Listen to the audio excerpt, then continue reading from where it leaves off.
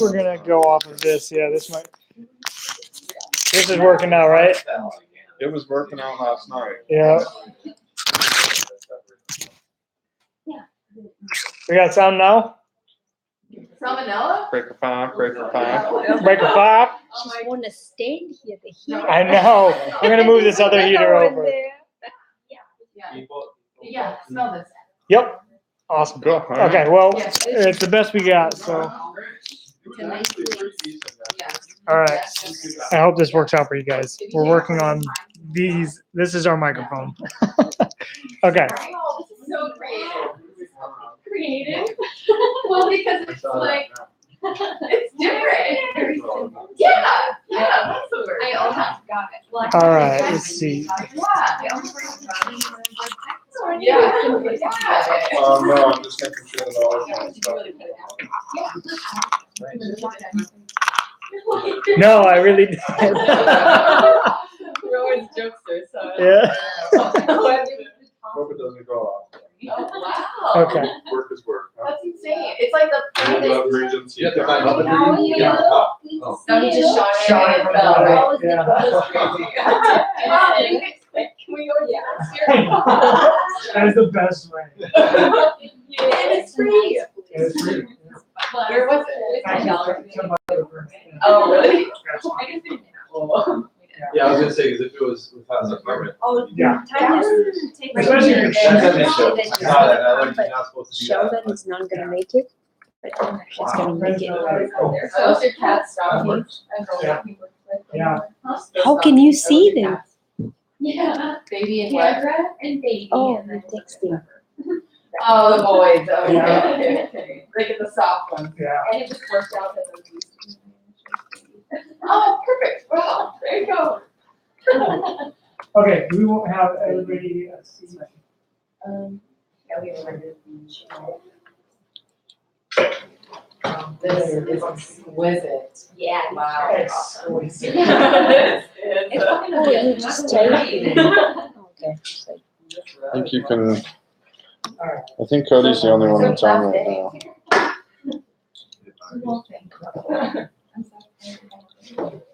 Should we, do you wanna grab those? Hey, Cody Porter. Love you, buddy. I was We have thinking. more. They can hear us. Where's the speaker? We're here with us in spirit. Where's this? They're here with us. Yeah. So Oh, did that's the how other they're one gonna not hear work? through the whole thing. Oh, Oh, goodness, this is Yeah. awesome. Isn't that something? Yeah. Does your guys, do you get like drafting? Yeah. You not have a weather strip on the bottom? You guys, this place is Life beautiful. control. Nice big living room. You're not kidding. I know, it's perfect. You guys have a good This is the place. kitchen. Nice big kitchen. Beautiful. Yeah, who's that? We found a kitchen, we're like, Stop alright, it. well, Yeah. it's big. Yeah, it's cool. It's a great place. Should be. No, what a great space. Okay. Oh, wow. Sweet. Cool. It's So exquisite. Milton's gonna be a couple of minutes late. He's gonna be about 15 minutes or so. China the same thing too. Yeah. She said she's gonna be like 10 We minutes. should be a couple of minutes late.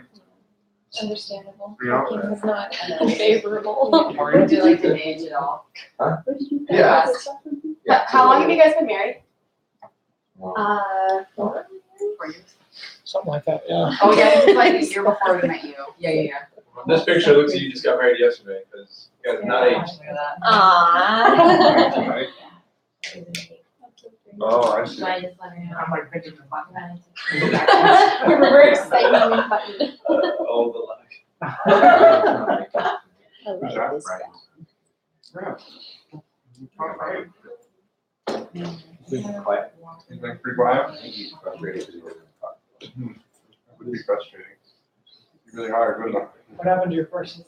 Oh, Yeah, this is where we spend I am all of our time. keeping the heat from everybody. When we're home. Just like we're the strap "Oh, was a strap. yeah, one of the years. Yeah. So like right between Right. those? Yeah. That sucks. They said bad words and Slacks. Oh. The first one was like. Yours is- Yeah. Where? How are you? This is gonna be Sarah thought it was in here. Hi, Luis. Oh, hi, Well, Cody. these aren't big, but they were I'm sorry. Oh, no, you're fine. I know you were busy. So far Cody's on there. He sent the emails to all three of them. He did. Yeah, I know.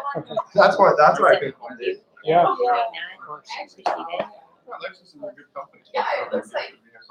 So which one are you using? YouTube or Yeah. FaceTime or? YouTube. How, you just go to It's the. live stream. Oh, yeah. That is. Just YouTube live stream? Yeah. Create a live stream. I don't know. I'm logged into their account right now. So. I would like to know how you do that. It'd be nice to. Oh, somebody else. Hello, Someone is in there? Hello, Sarah. Sarah. Awesome. Susie is here too. Good evening, Sarah. Good evening, Good evening. Susie. People with cameras are so funny.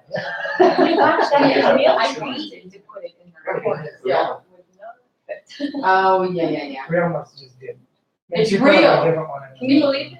We put up that tree and I was like, oh my gosh, get rid of it. It looks terrible. But I got, yeah. But then he like trimmed it and stuff. Oh, made it a lot. You guys did the writing on the board. Do you want to? Oh, wait, I want to have so bad. Oh, Yeah. You good? What? Don't you have like Hampton handwriting too? Yeah, his cursing's way Yeah, that's more womanly. Like Womanly. Mine. Yeah, that's It's lovely. classic. You guys want some candy? Just classic. That's it. Well, what do you think? Should we get started or should we wait a couple more minutes? So we got Milton and you're coming soon. Yeah. Tanya too, she's. Tanya, Yeah. Charles will be. So. Yeah, he'll be a little bit later, Tyler's with me. What time did, Tanya say? 10 minutes. Oh, okay. I'll wait around for a couple of minutes. You guys might have this one. No. Mind if you touch it. And hug on the ground. You guys think about your goals and things for today? I'm here at the church. Okay. Oh, that's, yeah, right. Is that Tanya? Yeah.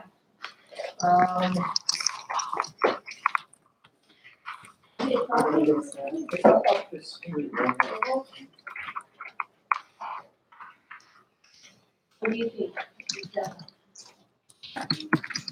Does you know where we are? Probably not. Run up there and walk around.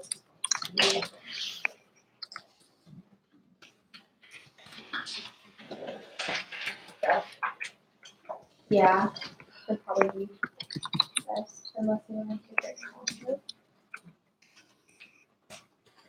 It would be more of a hassle to take a car ride. Yeah. That's why that golf cart was so handy. Oh, yeah. Yeah. Okay. I know. Parking is the worst part about being here. We have one spot. They just keep everyone parking spot.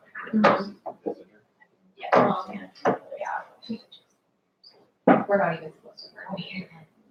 Oh, I think you can pay for an extra spot. Goodness. Jesus. Heavens. Yeah. The mill was like 25. Can you believe that? That's crazy. So much better. Yeah, right. And it's not even like they have this thing down there. It's like parking spot lottery. So you put your name in a bucket to get pulled to pay $75 a month. Really? Yeah. What? But they don't let you park in your parking. Scam. Yeah. Oh, that's funny. Wow. Sorry, what? Please, Yeah, we get to.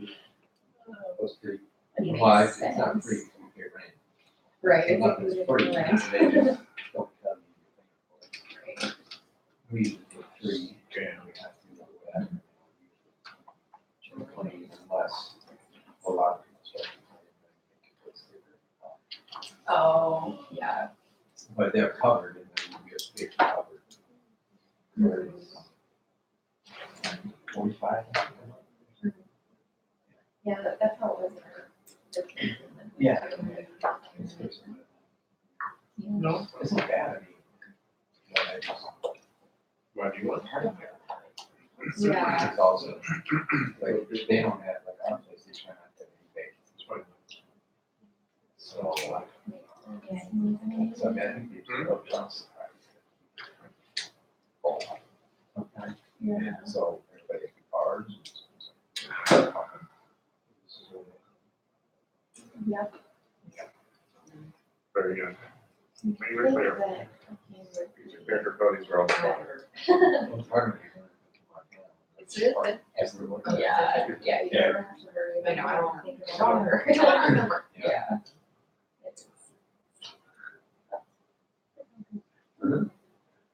Your hair's getting long. It's growing out quick. Do you like it longer or you're gonna cut it short again?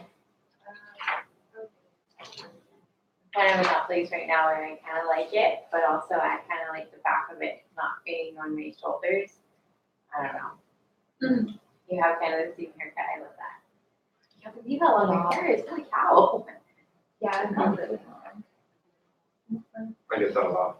Your hair's growing so much. It looks good. Thank you. Oh my gosh. I was totally Jonathan for one of these the other day. Oh yeah! We were like, she's gonna be so excited. We've been holding it for a little while. For you. Lauren did that to me. I did that. No, it was in November. He's like, oh my gosh, Lauren! They totally burned me. Good. I saved one for you. They burned me by saving them for a longer time.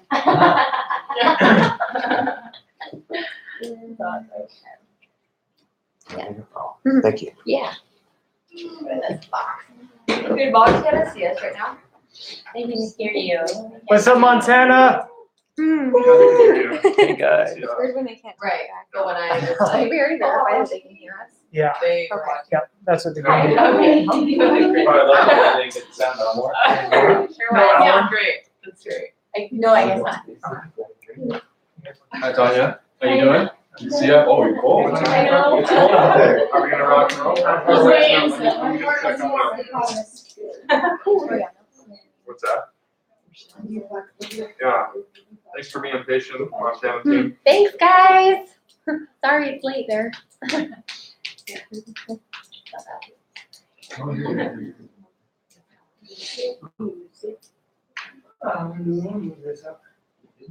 Are you guys cold? You guys want a heater out here?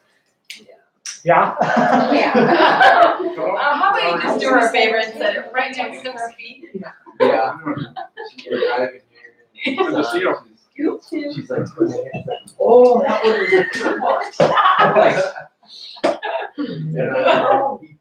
You're like maybe sweating. Can you guys sit in here?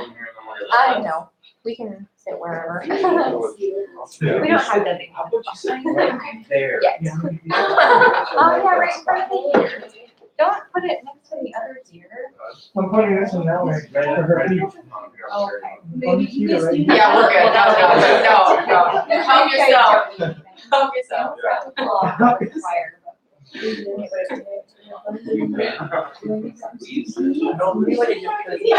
What's that? Yeah. Oh, well. It was like pine tree. Wish ours was a real fireplace, so it would work. Then it would work. My maintenance guy won't fix my fireplace. It's wet. Can't you do like? Why do you fix it? Because it's theirs. Yeah, That's why we rent. that's why you ran. I keep reminding him of that every time he's like, I have tools downstairs. I'm like, that's why we rent. She's Yeah. like, no, Pay there's a good leak. money It's for probably rent. just like, she's like, oh. Don't the touch people. it. Go have your meeting. Yeah, no, it's true. It's pretty awesome, actually. It's just random things. There was a leak in our sink the other day, and it's super little in our bathroom sink, so it wasn't a big deal. Yeah, and he wanted to take a look at it, and they got it. The house. I don't know, let me take a look here and see what we have. Yeah. That's why you ran. It's just an instinct. And, Yeah. it's like, oh, I can fix it. And then we make it worse. Me. I'm making worse. Nothing. Positive. That was positive. I know, that's why I'm saying nothing. Oh.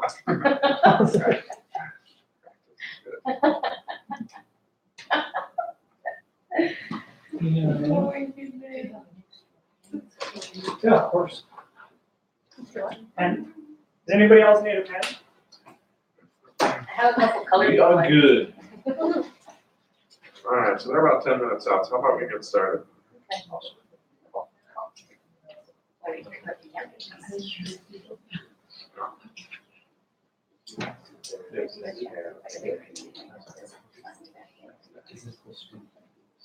Go over to the tree.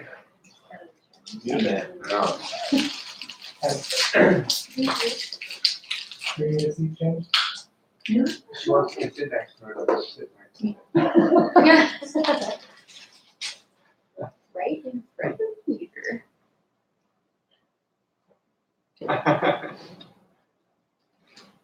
Hey guys, just so you know, there are tickets that are available for the 5th of January for Bellevue. Yeah, So if you January. want them, take a second, grab your phones, get them now because they are going to disappear very quickly. Yeah, they've been blinking on and off. Yes, they For keep the last getting day. extra room. I don't know if they're like condensing tables or if they're able to expand That's the ballroom, but Oh, right now there are tickets available. So if you haven't gotten them, you they sold out just- twice now. Yes.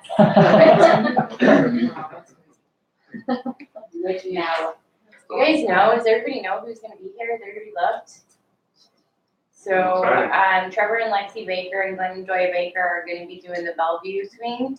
And then Bob and Shelley Coomer, Randy Raylan, Jasmine are gonna be doing the Seattle swing at the end of the month.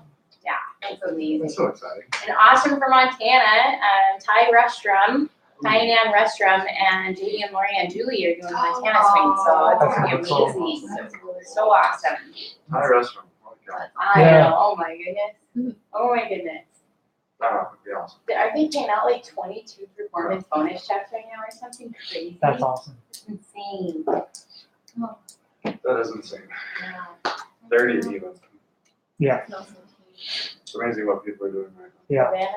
We can get started whenever you guys want to. Nothing's about 10 minutes out, so you'll just wander in, I'll wander in. Okay. And, We'll make it awkwardly Awesome. uncomfortable for anyone who Absolutely. comes in. Absolutely. Maybe we'll like stand up and clap for them. Just stand up and stare. We Just should. stare. Let's stand up and clap. Never embarrass her putting either one down. Yeah. Oh, shoot. Oh, yeah. If That's it was hard. me, I would say go for it. We should allow you guys, but. Yeah. You'd be like, Cliff, you put us up. Yeah. Okay. Cool. Pretend like they're not here. All right, well, so excited to have everybody here and you guys over there. Thanks for plugging in. We have had Chris and Destiny in our lives for a long time, and it's been so cool to be able to watch what they've done and just the shifts that they've made with their minds and their habits and their just everyday lives. It's been so cool. So it's awesome to be able to have them sitting here in front of us. They've always taught us so much, but what they're going to go over tonight is just kind of how they got into the place that they are right now, which is, it's been so cool to watch you guys grow. So thank you so much for coming and just being in our lives. Absolutely. And I'm excited just to have tonight going on. I actually talked with both of these guys and Josh and Lauren about getting our team together with the McLaughlins and having them come in and just be able to impress upon us what they're doing. Obviously, they're moving forward, and Josh has talked about like 2020, Achievers 2020, and what we need to do to get there. So you guys are definitely on track for that. I appreciate everything you guys are doing. Excited to hear from you. And thank you guys for all the drinks and everything. Oh my Quite a selection back here. Yes, peace. Yeah, I know, for They all real, amped so up when I thank you, leave. Cliff and Kendra, for real, that just putting this together, getting our homes together. You know that, at least for me, it was always really stressful, like, okay, we have to eat, I have to get dressed, I have to clean, did I vacuum today, is there crap all over my floor, like, just, I'm not doing that, and then, of course, Cliff doing all the live streams so that our Montana team can plug in, just super, seriously, super thank you. You guys are awesome, and an extra special thank you for my cherry obsessed. I've been saying it for a while. And also thank you, Caitlin, Louise, for driving us and treating us awesome. You guys are always so cool. You have such a great Your new people car's that awesome. I like. Yeah. I love Oh it. my goodness. Yeah. Oh my goodness. We're blessed. We are blessed. Cool, so we'll just kind of kick things off a little bit. We're going to, I sent out a Kate this morning about a little bit about what I wanted to talk about. A couple of months ago when we started the run, one thing that we put together was our short-term goals and our long-term goals. And, we're just getting to the last month of the first basic section. We set our goals up in 3 90-day core runs, all the way leading up to family reunion. And that's one thing that we wanted to talk about. What does that December look like for you, that 30 days coming up right now? What do you want to change? What do you need to do to prepare yourself for the next run, which is January, through March, and preparing yourself for spring leadership. You've got those months there for spring leadership. And then you've got another 90-day core run right after that runs into family reunion. So the really cool thing about that is we get to do a 30-day core run. And as Dina and I talked about that, a lot of us have fallen off a track on the 10-day sprints and things like that. But, there's a couple people that are still on. So it's really awesome if you're still on the 10-day sprints. We want you to keep that up. But we also wanted to get together a 90-day core run that we could actually put together as a team, and something that we can grasp onto as team impact, and start thinking about us as a team driving forward and actually being that team impact. And, more action, I guess, is the torch that I want to burn right now, for the next 30 days, and then what does that next 90-day core run look like, and then what does that next 90-day core run look like. And it kind of sets a pattern on purpose to show that, yes, we do work in stages and sprints.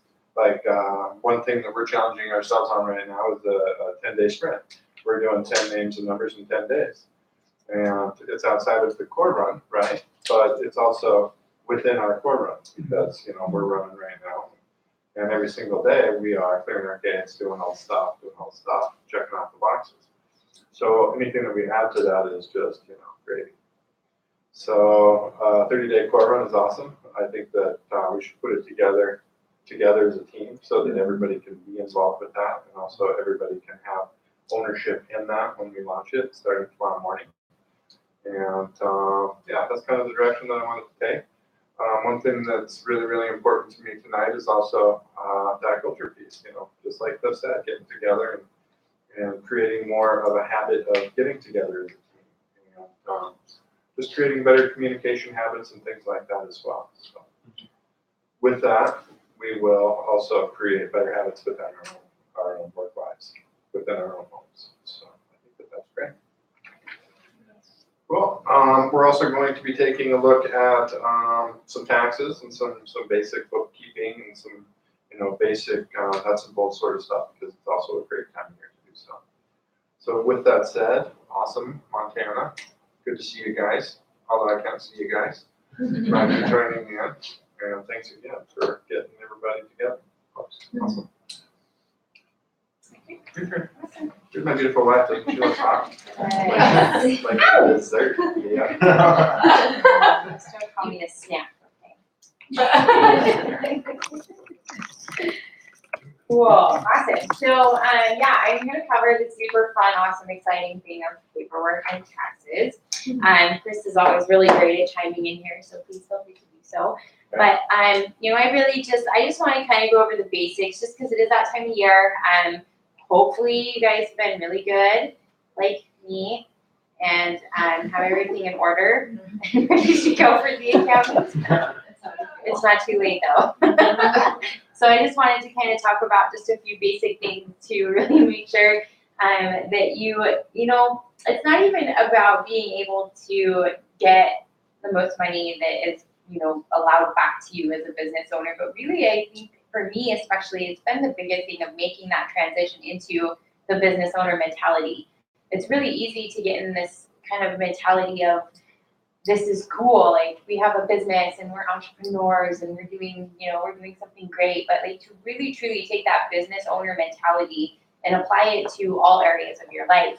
And I know for me personally, taxes, paperwork, that was really hard because I'm not, you can ask Kim, I'm not super organized when it comes to that kind of stuff. Like, I want to have fun, and taxes and paperwork is not fun. And so it's been a struggle for me, and I struggle with it all the time, every year, every month, every week. I'm trying to figure out what works for me, and I really encourage you guys to do that for yourself too when it comes to taxes, because it shouldn't be like this huge deal, but I feel like we always turn it into this huge deal. So if I'm talking to you, awesome, you're with me, don't worry. And if I'm not talking to you, awesome, I need to talk to you more. So it's awesome, it's good all the way around. So can I interject a little? Of course. So two things that's really helped me out in that area. One thing I'm not very good at is the mileage thing. And I know that that is that's the biggest one. You should definitely figure out an app that's going to track your mileage. And the reason that it hasn't been successful with us is because I feel bad about her having to take on that whole entire workload, because we set up the app for both of us, and then both of our vehicles lands on her phone, and then she has to decipher between them. Let's see. What's the name of it? Mileage IQ. Oh, did it work? Yeah, QuickBooks is the one that we had before that did that to us. Yeah. Oh. Also, that one there needs to be taken care of. That's the biggest tax write-off that you've got. Secondly, receipts. And receipts have been very, very easy for me. I've got Google, Google Drive, and you can just create a file in there, and you can actually just click scan.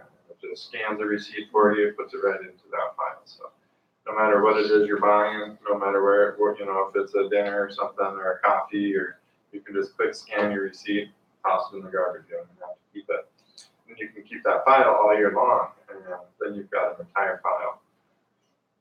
One thing that I do is I label them each month. January, February, March, April, May. That way that when the tax man comes, you can just, here you go. And that works really, really well. So those two things are going to be the biggest takes on taxes for sure. Yeah. And also one thing, and I'm going to talk about, I guess I'm not really going to talk about it later, I'll talk about it now. I really encourage you guys all to make sure that you find an accountant that is familiar with a home-based business specifically. There's a million accountants out there, and everybody tax laws are all the same, but there's so many advantages that you can have as a home-based business owner.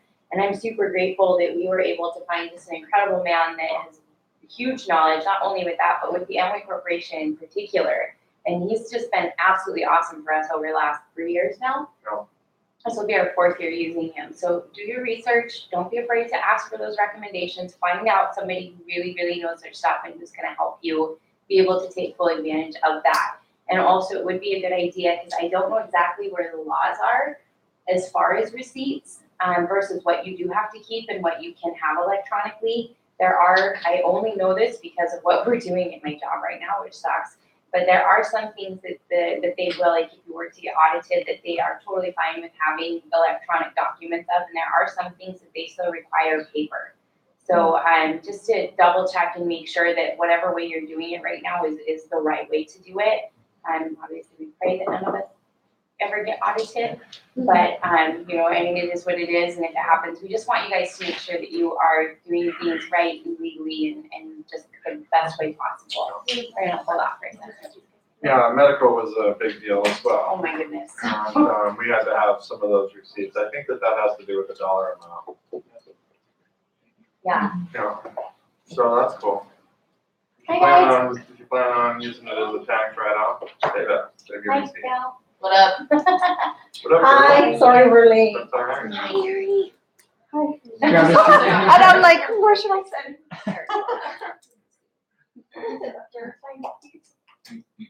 Awesome. Cool. So, you good? I want to stop you. Yeah, no, that's exactly where we're at right now. Awesome. I'll sit here or here. We'll just see. So, I would highly encourage you guys to get Mileage IQ. I really, really like it a lot. It's very simple. There's lots of customization and stuff that you can do. And it's like $60 a year, I think is all. And again, you get to write that off too. Remember that. But I don't know. This is the first whole year that we've lived in Seattle, so I'll have a better number. But I know that when we were building the business in Montana, we were writing off an average of 18 to 20,000 miles a year. And at 56, 57, 58 cents a mile, that's a lot of money. I mean, it's a lot. So really just, I would encourage you guys just to really get good about that. And then if you are like totally old school, you can do a mileage log in a notebook too. Oh. So, you know. Anyways, I know, I'm supposed to do it for work. I'm like, I'm sorry. Not to my It's also really super important to make sure that you have a separate checking and a separate credit card for business purposes. Again, that's that business owner mentality. You want to have a business account, and we're gonna actually talk a little bit about this as well when we get into the budget portion tonight, but you wanna have that business account that allows everything to be completely separate from your personal. Again, if you were to get audited, you are a business owner. It's super important, so easy. It's $25 to go start a business account, that's it. It doesn't have to be a business account, it's just a separate personal account. Right. $25 to go get started. It's easy, super easy. So I would definitely encourage you guys to do that. Same thing with the credit card. We have 2 Amway credit cards. And one of them is for business, one of them is for personal. And so we're able to separate those out too. And that also helps for taxes. You just print off your statements instead of having to go back and forth and all that stuff. So it just makes things easier. So I encourage you guys to do that. You have anything on that? I do not. Cool. So PDFs that I'm looking at, these are all found on Worldwide. If you don't know, you can either get them on worldwide.com or you can go to the app, but they are on there. And this is the basic bookkeeping. The other PDF I'm going to talk about real quick here is the cash receipt file labels. And this one's really great for just kind of getting yourself organized. And I forgot my book thing or my thingy. Okay. Does anyway, do you guys all know what an accordion folder is? Yeah. Okay, cool. So I don't have to worry about it. Hopefully you guys do too. But getting this cash receipt file label is great for an accordion folder if that's where you are. It's really great for if you actually have a file cabinet. Not all of us are blessed enough to have like the room or whatever to be able to have a file cabinet or an actual office set up, which is totally fine. It's whatever you have in your home, whatever works, and there's nothing wrong with an accordion folder. You can go get one that has like, I think the one that I have has 21 slots in it, and it was like $25. It's super, super cheap. So, is that right? No, I think I'll stay. Oh, I'll get it. okay. So just making sure that you have that so that when you have this cash receipt file label, Said you're good. then you guys can just keep yourself more organized. And so I'll just kind of briefly go over all of this real quick. And then if you guys have any questions or anything afterwards, just let me know, stop me. But they have auto expenses or gas receipts. So here's one thing as well, a lot of people don't know is you have to do either or when it comes to your vehicle. You either have to keep track of all of your gas receipts and all of the money that you spend on it, or you keep track of your mileage. Again, you want to get with an accountant and find out what they recommend. We were recommended to do it by the mileage way for very specific reasons. Yeah. The one thing with that is I talked to a couple guys, they said the safer way is just track your mileage, because if you do the other one, it goes up red flags. It does, but it depends on what you do as well, because if you do Uber and you do Lyft and that sort of thing, then you're going to want to do an actual gas and oil changes and all of that stuff as well, which again, because of our accountant was what we were recommended. So that's what I'm saying, you guys want to get with an accountant and really find out what's going to be the best option for you specifically in your situation, because everybody's a little bit different. He actually told me if I were to continue Lyft, then I would want to start itemizing. Yes, absolutely. Absolutely. And again, it's different. So you always want to check. Business meals, of course, all of our worldwide group materials, which is super awesome because it's on our phone now. Even our little, you don't have to keep those little tiny tickets. They're not stupid. Those little tiny tickets. It's good to have them, to keep them. I keep them, but everything's on our app, which is super great. And then commercial transportation, if you have Ubers and Lyfts, when we go to major functions, if you're paying for the Metro or what's it called, TriMet or something, whatever it is in Portland, I mean, all of that stuff, you want to keep all those receipts. Demonstration products or business gifts to prospects or IBOs. The best way to do that is old school paper and pen. Just keep a notebook, that has the all of your products in there, so you can write your SKUs, you can write it's really good if you just real quick, if you write down exactly what you gave them, who you gave them to, and the date you gave them to. That's it. You don't have to go too crazy, but it allows you to keep track of all of that stuff. Any donations, and that doesn't just include money donations. I don't know if everybody is aware of this, but when you donate clothes and stuff, you get a gift receipt that allows you to put an item, like a number down there of what you donated is worth. And there are guidelines and stuff to that, so you'll have to look into that a little bit more. But again, I know that that's something that we do a lot of, and so it's just good to make sure that you guys are getting those receipts when you do that. Right now in December is the best time of year to set up these cash files. I mean, get them ready for the next year and use them. You will be absolutely so happy with yourself next year in January and February when taxes start coming back into your bank account that you got these things set up. I mean, it will literally pay you thousands and thousands of dollars if you listen to what she's saying right now and get those files set up and use them every single month. Definitely. This is so important. Thousands of dollars. I have a question. So going back to tracking Hey, your Milton. I thought we were gonna lock the door on them. Sorry. oh yeah. Sorry, go ahead. Oh, frick, I lost it. Just keep going. You always have to, what's the second one? No, just raise your hand if you remember it. Okay. We were talking about mileage. We were tracking mileage. That was what you said. Okay. And then I said, make sure to get smoked for December and get the files done, thousand pounds. I'm sorry. Okay, so if you think of it, just let me know. Okay.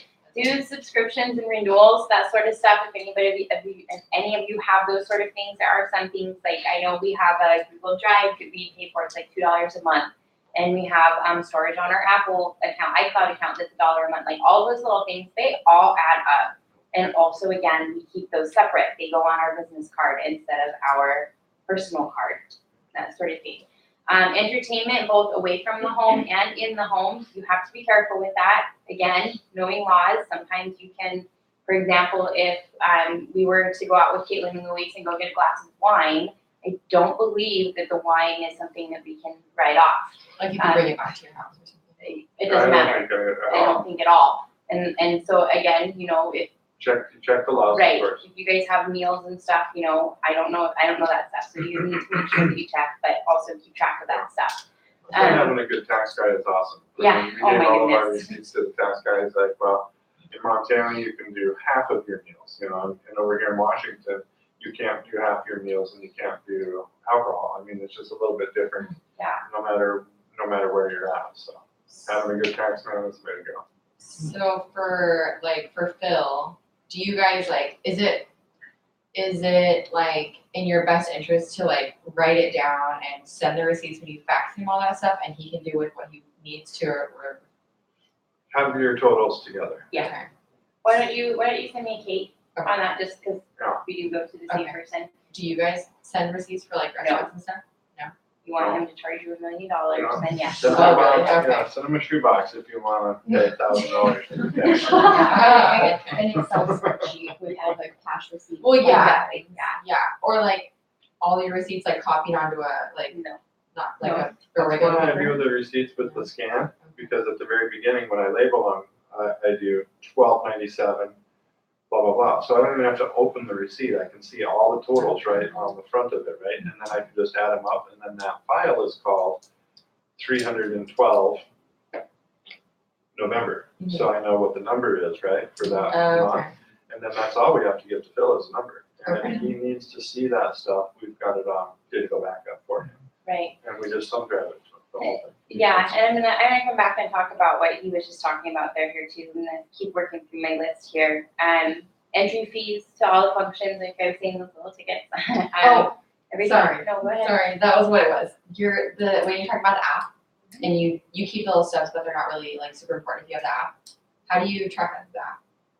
It's in a report. In your Yeah, report? business. Yeah. receipts. Okay. They track all that stuff for you through Worldwide. Yeah. The only ones that you have to track and need a receipt for, some kind of a paper trail, is when it's like Dunkin' motivation, Yeah, when or you're paying Trojan cash or. motivation, if you're paying cash only. Yeah. You want make sure you get that little red ticket and write on the date on the back of it and how much that ticket costs, $15. And you can use that as a receipt. Click a scan and put it in your thing. Absolutely.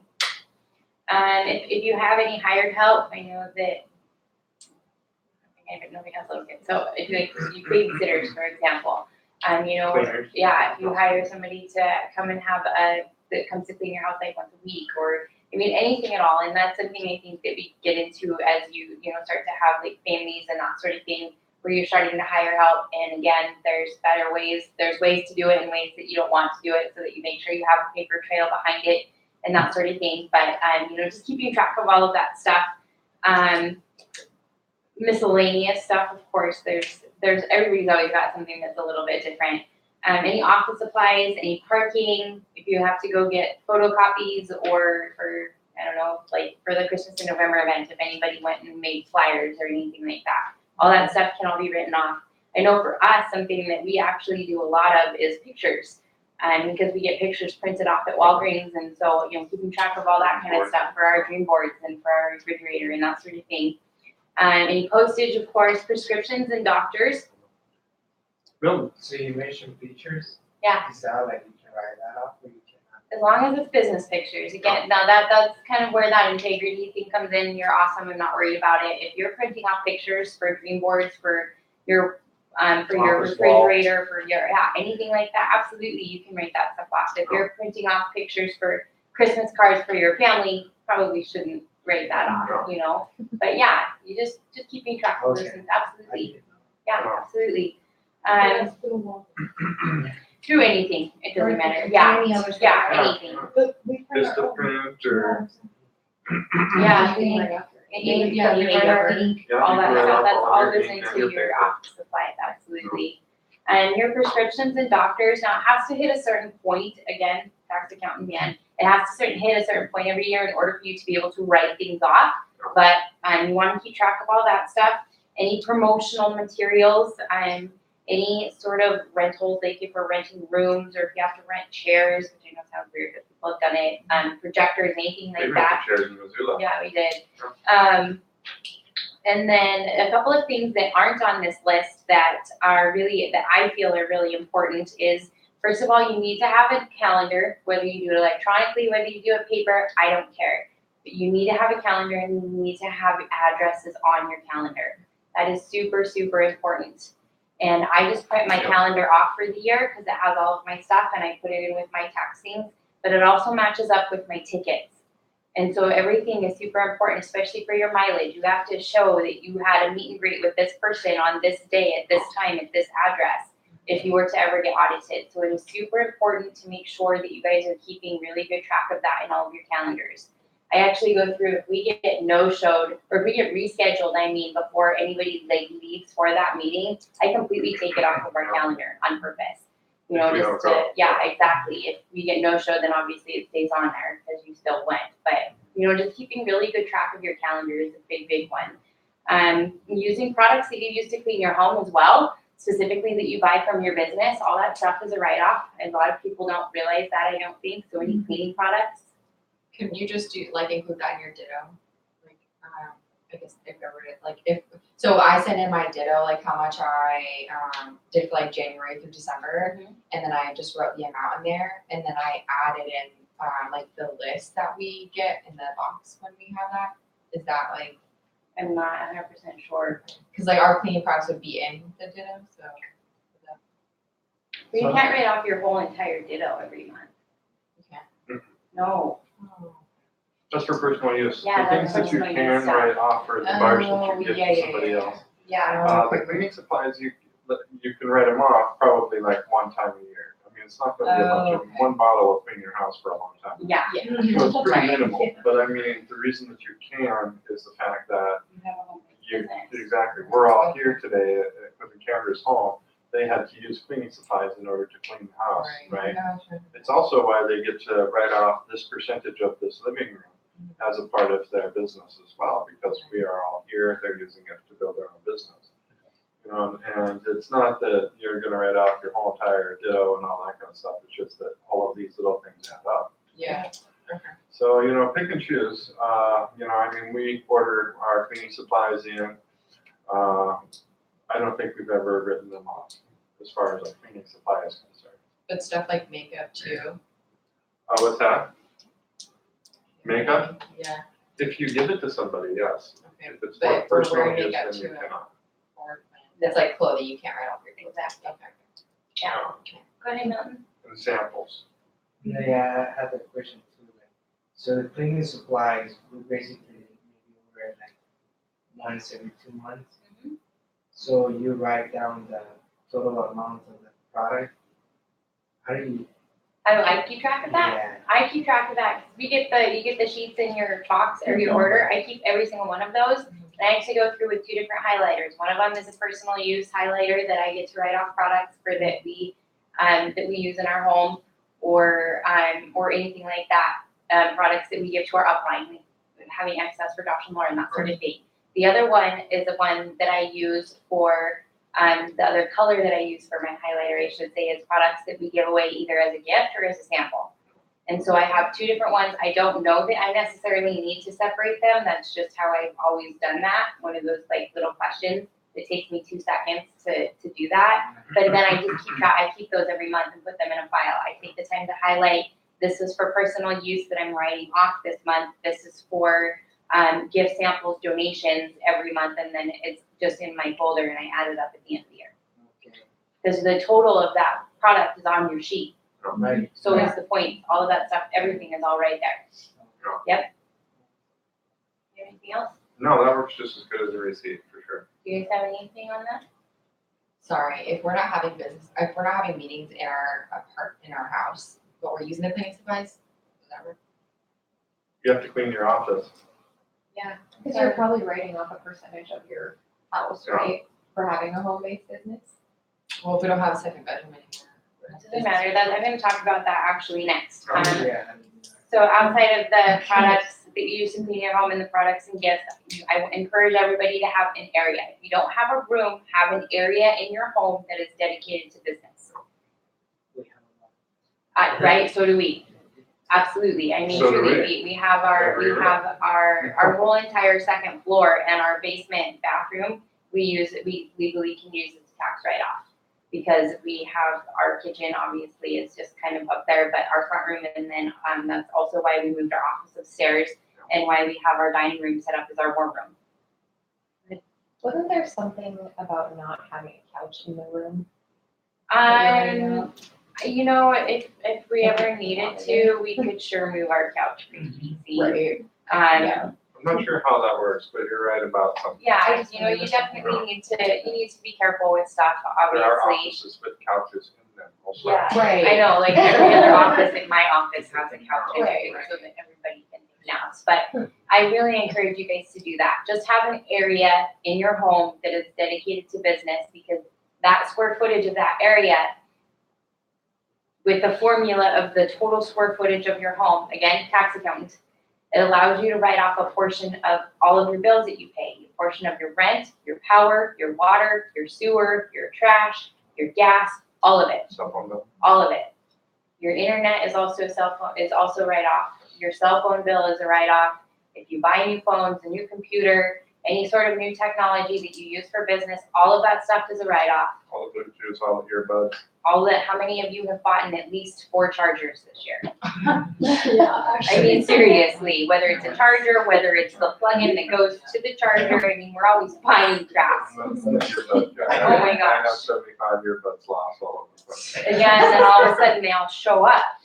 Awesome. Yes, we're good for a while. No, for real though, I'm horrible with chargers. I'm not kidding. I don't lose them, I break. They just stop working. It's like I have really bad luck with them. But all of that stuff is all a write-off. You guys are business owners. You legally have rights to write that off. And don't feel bad about it. That's one of the best things about being a business owner. Absolutely, absolutely. So, Tony? Yeah, so if you buy a phone like for your kids. no, No. Only for your own personal use. right. And again, that's where, like I keep saying with the tax accountant, because not all of, if you have kids, not all of your cell phone bill is yours. Right, and that's There's true. a portion of that that also Portion of the belongs to your portion. kid. You know, so just having that information.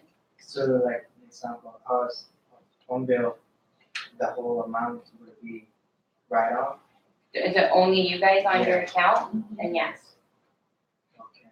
What about, electricity? The Based on a electricity percentage. is the percentage part.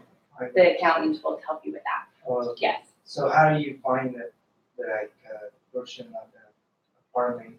You just have to do the square footage. You have to measure with a tape measure. Yeah. Measure out your square footage of your whole entire apartment and then also the square footage of just the area that you're in.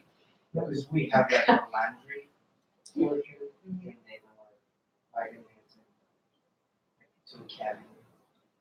So I don't know. Just use your discernment when it comes to that, you know, whatever you feel is right. And also talk to somebody who can kind of help you figure out what that should look like. That's really truly the biggest thing. I know for us, when we first sat down with our accountant, I literally sat down with him for like an hour and a half and hammered him with all of these questions that you guys are asking. And it was the second accountant that we have had since we've been in this business. And he gave us completely different answers than the first. And that's why I really just encourage you guys. I'm giving you like a brief. This is how you want to get yourself organized. But take the time to do your research, ask questions, whatever.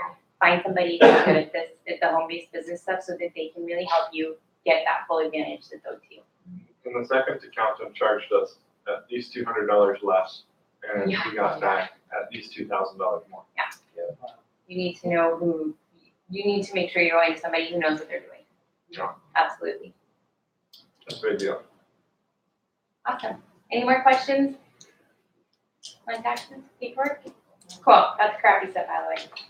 Hey Milton, I can help explain that to you a little bit better. Yeah, Chris is the one who takes care of that for us, so he could. Absolutely. Yeah. For tracking? Yeah, cool. Well, that does lead right into tracking. That's tracking mileage and tracking receipts and tracking spending. So, one thing that we really have gotten really good about doing is tracking. And I really like the change to the 30-day core sheet. You know, I think that there's a lot of value in that. One area that I find a lot of value in, just like we were talking, is the audios. Maybe you can question this. No, I was saying yes. Oh, okay. So, tracking the audios, the ones that actually impacted me, you know, writing those things down, because that makes me focus on more audios. I'm just like, okay, those are actually really impacting me. I should be, you know, focusing on that area. Or I'll be perfectly transparent. The first month I did not write down a book. I was just like, holy cow, I didn't even read one book this month, right? Because I was struggling with it. I was just like, I just can't get interested in this book. So I finally did. I set it aside and picked up another book, and the next month I read two. But that first month, seeing that, it was just like, okay, I gotta fix it right now. You know, either read the book and get it off of your plate, or change books. And so I changed books and had it. But the point is being able to see all of that stuff visually. Do you want to talk about the upline tracker sheet, the council sheet, a little bit? Or no? Okay. The upline council sheet, I'll talk about just a little bit, because it can be daunting. I mean, that tracker sheet is designed to draw a routine, the one that says, you know, throwing legs, blah, blah, blah, blah. You know, for a very long time, we just wouldn't fill it out at all, you know, and it would be very difficult. I mean, you're going to have a pretty large business in order to fill that thing out. So don't let it upset you that you can't put names on there, you know. Just be excited that you can put names on there. In the future, when you actually do start filling that sheet out, that means you're making a lot of money. You know? And that's a really, really good sheet to be able to fill out. So to have it on your wall, to be able to look at it is one thing. And that's what we do. We put it on our wall. It's very, very visual for us. We want to be able to fill it out all the way to the end. And we do try to fill it out when we counsel with Josh and Lauren the best we possibly can. Cool. All right. So how about opinions on the core sheet versus the old one versus the new one? Anyone? Anybody? Eric, you're an awesome tracker. I like a lot of it. I like 99% of it. The one thing I wish more lines, More then you could spaces. condense it, because there's like audio's reading, Kate, and then, and it's like, if you're not struggling with those, but they're 4 different lines, Yeah. and you wanna track something else, there's not enough, put something else, and that's one place I struggle. Now we have audio, okay, blah, blah, everything else on the last line. Exactly, and I wanna break up that bottom part more for Yeah. the first conversation. Some people have actually just said, keep your tracker sheet, the old one, for that particular section. And those personal habits you can have on that other tracker sheet. Generally the extra things that you have on there are going to be things outside of business. Get to the gym, do some, things like that. So just having that extra tracker sheet on the side of it for your personal stuff works out great.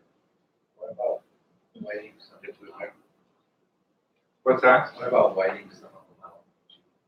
That's just fine. Yeah, which one did you get rid of? Well, because reading and audio, I struggle with that. I don't know why there's 2 separate lines for it.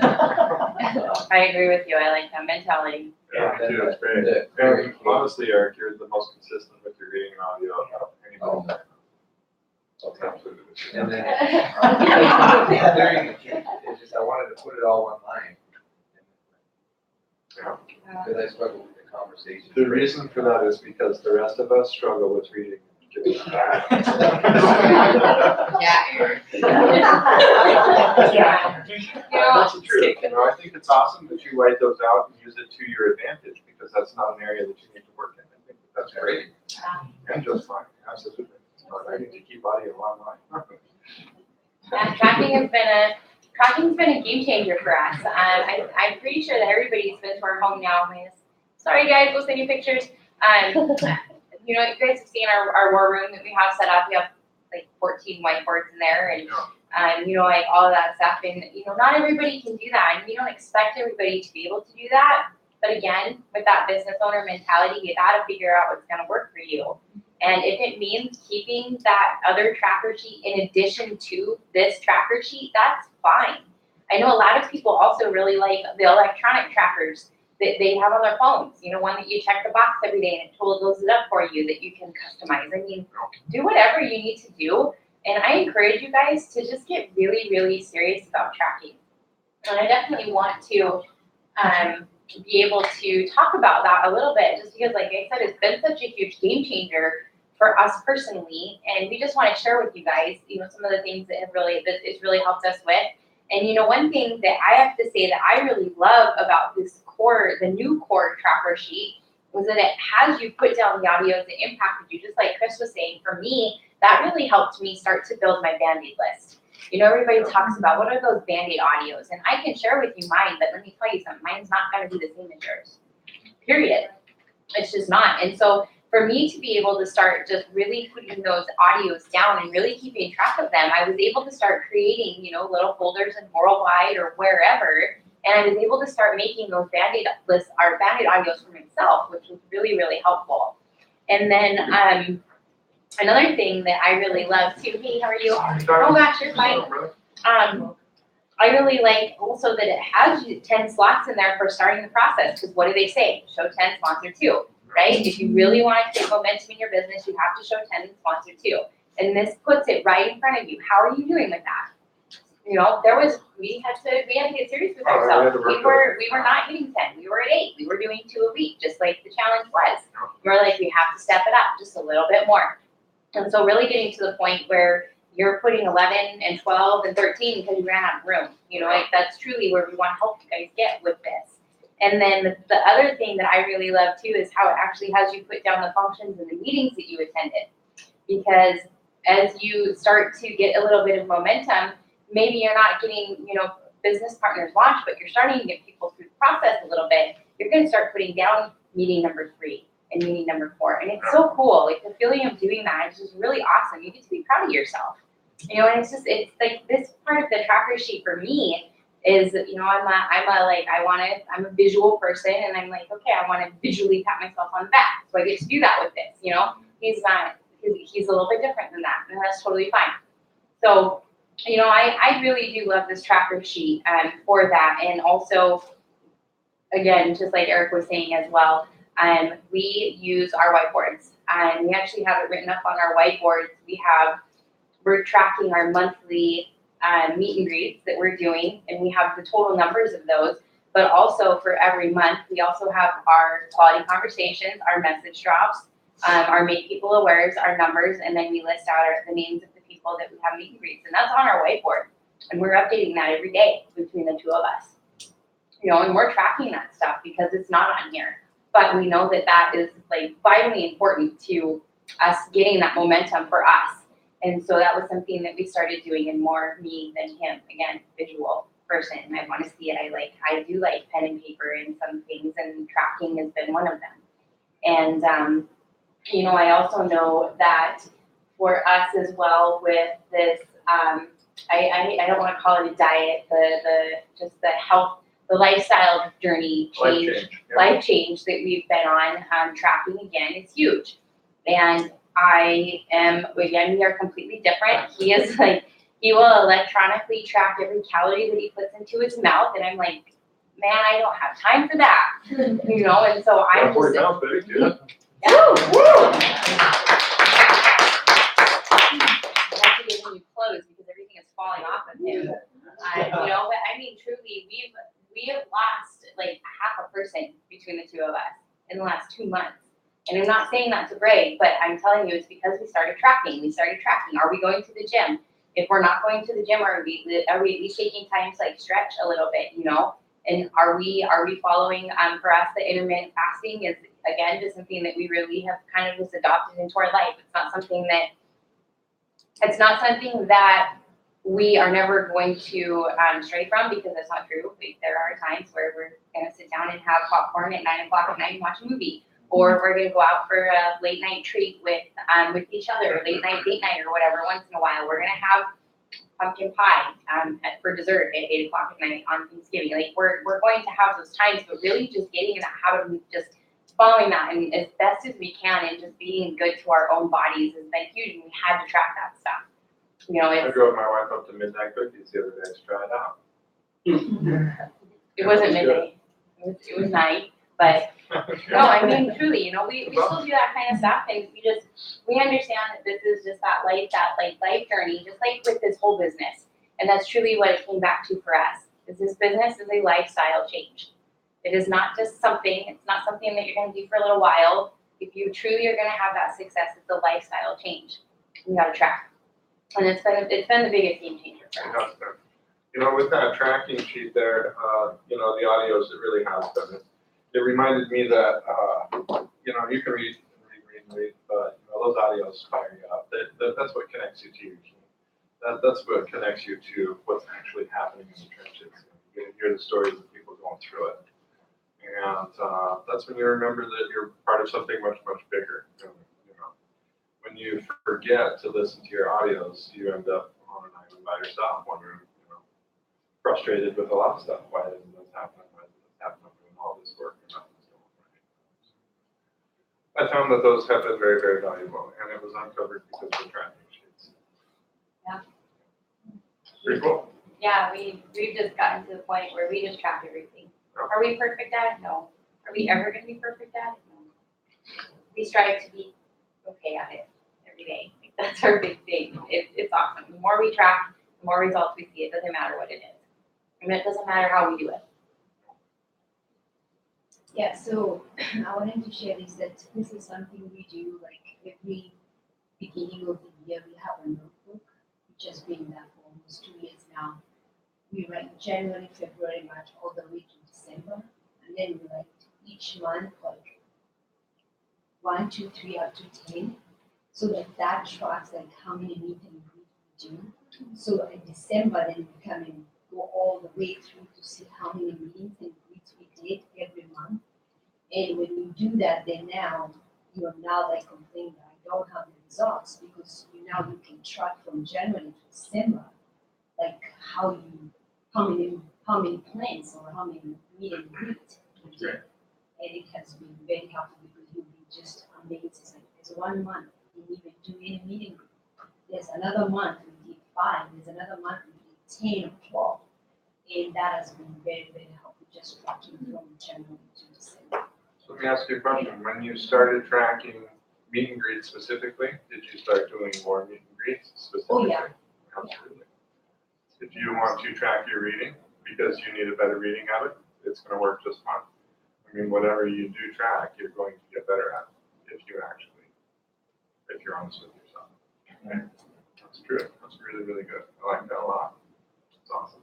And it shows. I mean, you guys have like 7,000 fingers. It's awesome. It's really awesome. But yeah, I just encourage you guys to figure out what's gonna work for you. You know, reach out if you have questions or anything like that. You know, we're here to help everybody. We're all here to help each other, and that's why we like to do this kind of stuff. Because there's some things that work for some people who don't work for others. Like Caitlin, you like to do the electronic tracking, right? With the little check boxes and stuff. You were talking about that. Yeah. It was awesome, and we used to do stuff that way too. You know, but for us it didn't work.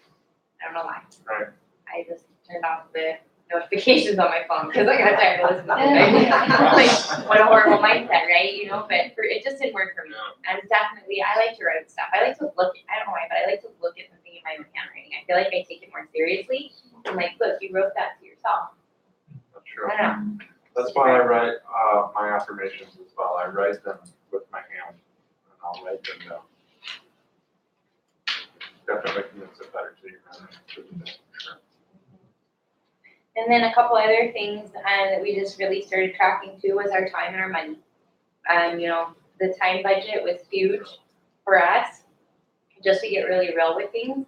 On, you know, are we really working that hard? Are we really, you know, and just really getting good about that stuff. Filling in the, what do you call it? Plugging the holes. Plugging the holes. Yeah, and it's the same thing with your money budget as well. You randomly snarled at me. And also going into the money budget, I'm just going to share a few things. Time budget thing. Hey, McLaughlin, will you share a little bit about your time budget? What you've gone over here in the last 10 days?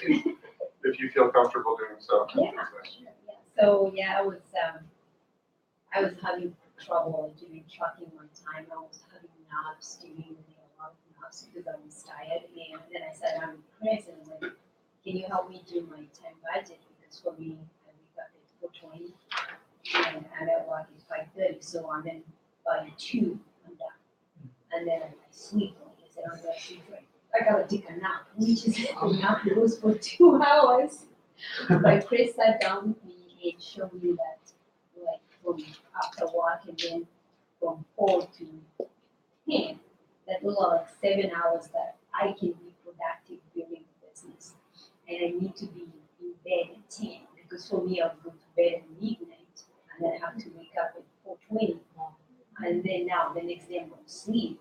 Like my head is like all caught up with so much stuff. So I wasn't having that clear mind, like even when I'm out there, I'm just like, but since I started doing that, and it has been a week, I've been able to go out every day and have 5 great conversations just by following that time budget and going to bed at 10. I'm going to midnight, so it just Awesome. You feel better throughout your day too? oh yeah, my mind is, yeah, I'm awake. So, people are nicer, aren't they? Isn't it amazing how people are nicer? Yeah. Yeah, that's so true. No, It is. it is. It's, you know, and I know that that's something that, you know, that all, you know, these young kids, I call kids, but they're all your guys' age. These young people that are just popping up, like, they seem like out of nowhere all of a sudden. They're like going 1,000 PB. They have 4 or 5 legs all of a sudden. And they're like 18, 19, 20 years old on Josh and Lauren's team. And one of the biggest things that Josh and Lauren have been working on them with, the biggest thing is their time budget. Start going to bed earlier, much of a board plan, you know, that sort of thing. Get your body used to going to bed earlier and get up earlier in the morning. You don't have to go to work, like Tony goes to work really early. You know, I have to work at 7, so I leave my house at 6:30, which isn't, I don't think, too bad, but you know, but if you don't have to work until like 8 o'clock, 8:30, 9 o'clock in the morning, go out before you go to work. I mean, truly get yourself into that habit and just take total control of that time budget. and figure out what works for you. Again, you have to figure out what works for you, but I know that we've just seen people all across the board just have huge success with that. Getting into the habit of getting to bed a little earlier. Your son's married. I know. We're doing River for Christmas. Oh, I did show you. Yeah. I was just looking at your socks. I might have messed it Yeah, they do, they match You perfectly. match perfect. You're Different different color. That's where we really get some good culture, is taking off your shoes. Sometimes. Yeah. I grabbed them when they was dark, that's why I was like. It's better, you did better than my daughter does. She purposely. That's what it was. Yeah. Okay. Yeah, that's what the cool kids are doing these days, they like match them up on purpose. So they're Yeah. not matched right. For real. Awesome. Well, Any more questions on tracking, that sort of stuff right now? Cool, if you have anything, just pop up your hand. And then the next thing I wanted to talk about was just going into budget stuff a little bit. Money budget specifically. So Worldwide has really awesome PDFs to help with budget sessions. Chris also has an incredible Excel spreadsheet. But one thing that I really like, especially in the beginning part of things, for people who are really trying to get on that just really taking control of their budget in general, is they have this budget worksheet that's split up by the first half and the second half of the month. And it just really works out because most people, not all people, most people get paid twice a month or every 2 weeks or whatever that might be. And so really breaking up your expenses and your incomes by each half of the month instead of trying to do it a whole month at a time, sometimes it's a lot easier for people. If you are struggling with your money and that sort of thing, struggling with your sticking to your budget, breaking it up by a couple, half of the month is also something that's going to be a lot easier for you. So again, figure out what works for you. But we really, really are encouraging people to get good about their budget. So one quick thing that I wanted to just talk about real quick, and then I'm going to let Chris talk about this because he actually is the one who takes care of our budget. I don't have to do too much with it, thank goodness. It's, maybe we could talk about that. You can talk about whatever you like. Do you think we should? About our money, or struggle with our budget for, have we done together? Cool, so, There's no caring about our struggle. I don't know, maybe it'll help you guys, it just kind of popped into my head. Go ahead. Okay, so for the first thing though, and it's on the top of this budget session worksheet, which I really, really think is super important, is the order of priorities. And so this is what we feel. This is what Worldwide teaches. This is what Josh and Lauren teach, Brad and Julie teach, is the order of priorities when it comes to your budget. And that's the first one is ditto, and having it be a fixed expense, not a variable one. You have a monthly amount every single month that you have set up as your ditto, and that's what it is. Again, this is only what we feel. You guys are all your own people. You are all your own business owners. You can do what you would like to do. This is just what we encourage you to do. This is what we have done. This is what has helped us, and that's all we can share. And on the ditto, Can I ask you real quick? oh gosh, yes, please. Does everybody really understand what the difference between a ditto is and putting in an order at the beginning of the month? Or is it pretty clear with that? Ditto is pretty, right? Not just- Yeah, exactly. Yeah. A little bit. And that's something that I'm going to be really transparent with everybody right now. So Josh and Lauren have been teaching ditto for many, many years. And I have control issues. And for literally until about a year ago, I put in my order on the first of the month. Every single month. I put it in manually, I put the things in my cart, and I put my order in. And finally had just a serious heart-to-heart, and also had some things brought to my attention that really helped me wrap my mind around truly what a ditto is. First of all, I didn't know that Josh and Lauren could see that we didn't have a ditto that was going in because my points were showing up every month. And for me personally, I felt like I was kind of letting them down. And so I went through and took the time to put together my ditto, and it seriously took me like 3 days because I was being a brat about it. But the really cool thing about ditto is that, first of all, it allows you to have a fixed expense. When you have that every single month, and Eric and Sony are also somebody, if you guys think of something, please pop your hand up. You guys have an incredible ditto. You guys have an incredible first circle. You are so consistent about that. Cliff and Counter, you guys are as well. Absolutely awesome about having that every single month. But if you guys haven't seen ditto, like actually went through and set it up, I encourage you to really, really go take a look at this. But you get to see the whole entire year in front of you. It tells you exactly how much every product is. It tells you exactly how much PV and BV you're going to be spending.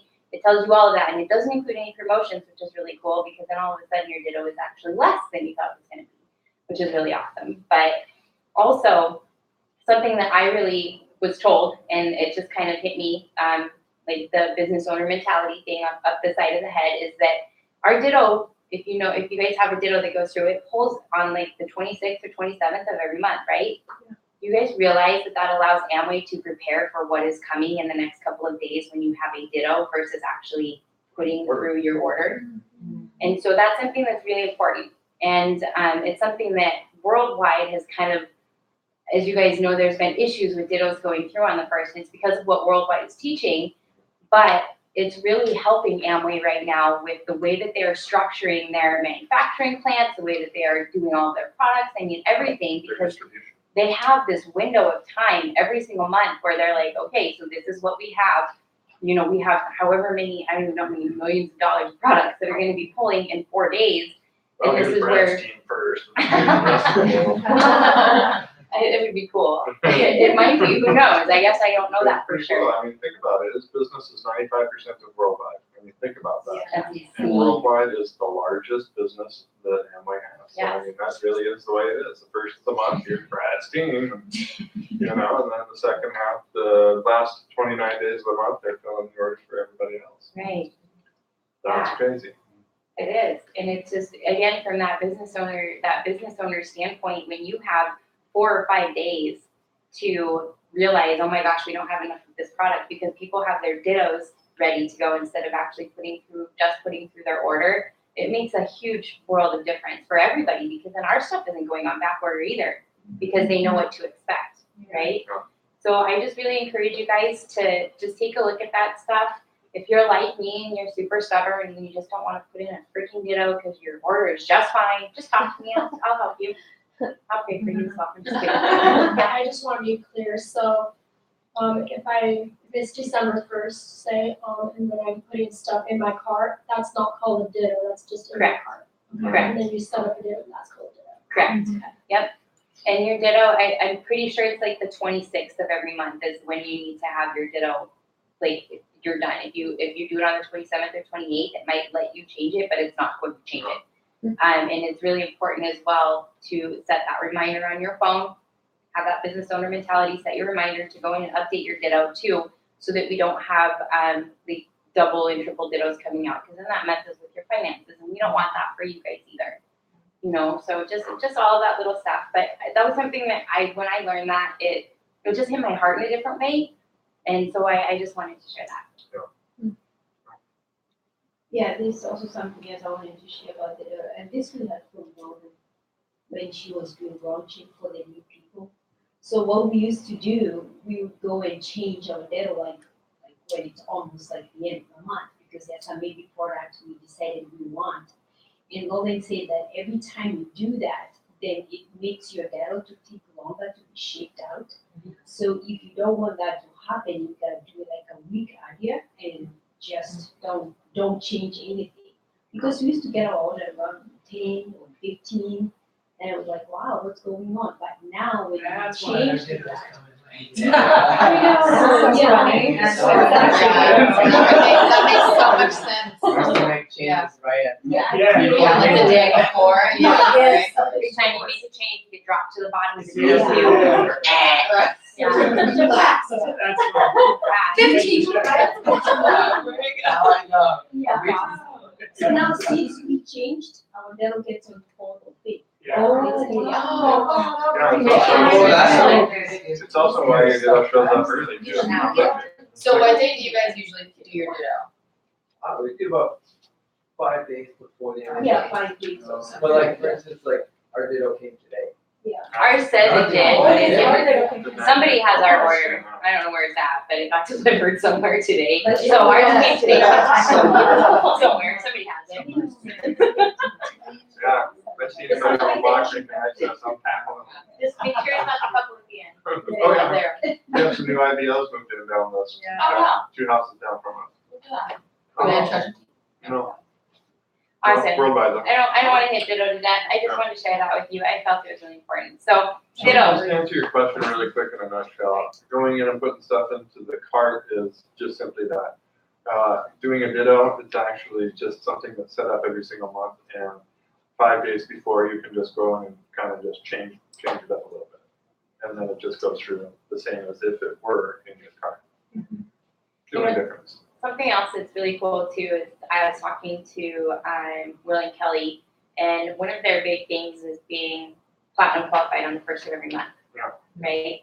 And they can actually go in and take a look at all of their dittos that are going to be processing, and before the first of the month even comes, they already know if they're going to be platinum qualified on the first of the month or not. I Like, like it's just- going in like a couple days before. Yeah, because it's all there. Because Right? their team You can is all see doing everybody's ditto, dittos that are in there. It's really cool. It's really cool. I mean, there's just so many things, and like for me, I want you guys to think about this for you and your future team. Right. You know, it has nothing to do with us at all. It's all about you guys and your future teams. And also Josh and Lauren and their diamond ship. I mean, we don't want to be the team that puts them into diamond ship and then out of diamond ship, and Brad and Julie into crown ship and then out of crown ship. I mean, we don't want to be that. Right. And that's also, again, another reason why it's super important to make sure you're staying on top of your ditto as well. You know, I mean, when we start getting to that point, or whoever, it doesn't even matter if that's it, we'll say Virgil and McLaughlin, you know, if they were right there and somebody had, you know, they forgot to change their ditto and it was 300 PV more than it normally is, you know, and it pushes them over, and then the next month they're that much opposite because that person didn't do their stuff, and it happens, like it's not a big deal. It happens once in a while. But we don't want you guys to have to deal with the financial ramifications of that. Because, you know, a $900 or a 900 PV ditto is much different than a 6, Yeah. you know, or a 3 or whatever, it doesn't even matter. And like, we just don't want you guys to have to worry about that kind of stuff. So ditto's awesome. Just a reminder in your calendar, that's really good, just so that you remember to update it. Is there anything else on that? Too much? Sorry. I love ditto. I hated ditto for so long, obviously, for like 7 years. I tried to set her up the other day and I couldn't put it on the first. I called Emily and they couldn't even help me. You were too late, probably. You have to have it done within a certain time. I've done that before. Couple of days Yeah, before. so sometimes that first, when you initially do it, that first setup, you might have to, So you have to do you have to do create a it dinner earlier just to put it on first. correct. Well, there was even no option to put it either first, second, third, fourth. There was like no options. You'll have They to, just said 15. you'll So have I was like, to guys, for give this me month. the ditto and just put the stuff in the cart. Do it for I'll figure out January. next time. Yeah, do it now for January. Okay. Yeah. If you would have left it there, then you would have had that same one to work with for this month, and it would have worked properly. Yeah, it was cool. I like it. It's pretty awesome. Okay, so back to the order. Go ahead. Sorry. Oh, you didn't have a question? Oh, okay, sorry. To the order of priorities, we have ditto. First is a fixed expense. The next thing that they have here is to have a $300 seed money in your business account. Just to build it up to that $300. Yes, you're going to be able to put your whatever your retail profit is and that sort of thing in the first couple, you know, from your business. That money should go in there, but also we want to help you get your personal money in there as well, so that when tickets are on sale, for example, you have the money there. And so that's the first order of priority. And then after that, they have to have $1,000 in your emergency fund, so that if you need to get new tires, you have money. You know, and each situation is also different. That's where it's really good. Like Chris has been really amazing at just helping people specifically figure out how much money they need to have in their emergency fund. You know, if somebody's in a position to where they have a chance of losing their job or something like that, we're going to help them, you know, prepare for that a little bit more. I mean, obviously we all have that chance, but you know, just each situation is different. Like our emergency fund is much different than like Caitlin and Lucy's emergency fund. You know, so just figuring out what you guys need, but that's the next order of priority. And then after you have your $1,000 in your emergency fund set up, then you're going to start putting that money towards debt. And again, Chris is incredible with the snowball effect and really streamlining that. It's something that he's been able to do for us in our home. And it's been absolutely amazing for me as a wife to just not have that stress and being able to get that debt paid off. And then after your debt's paid off, that's when you get to start saving money.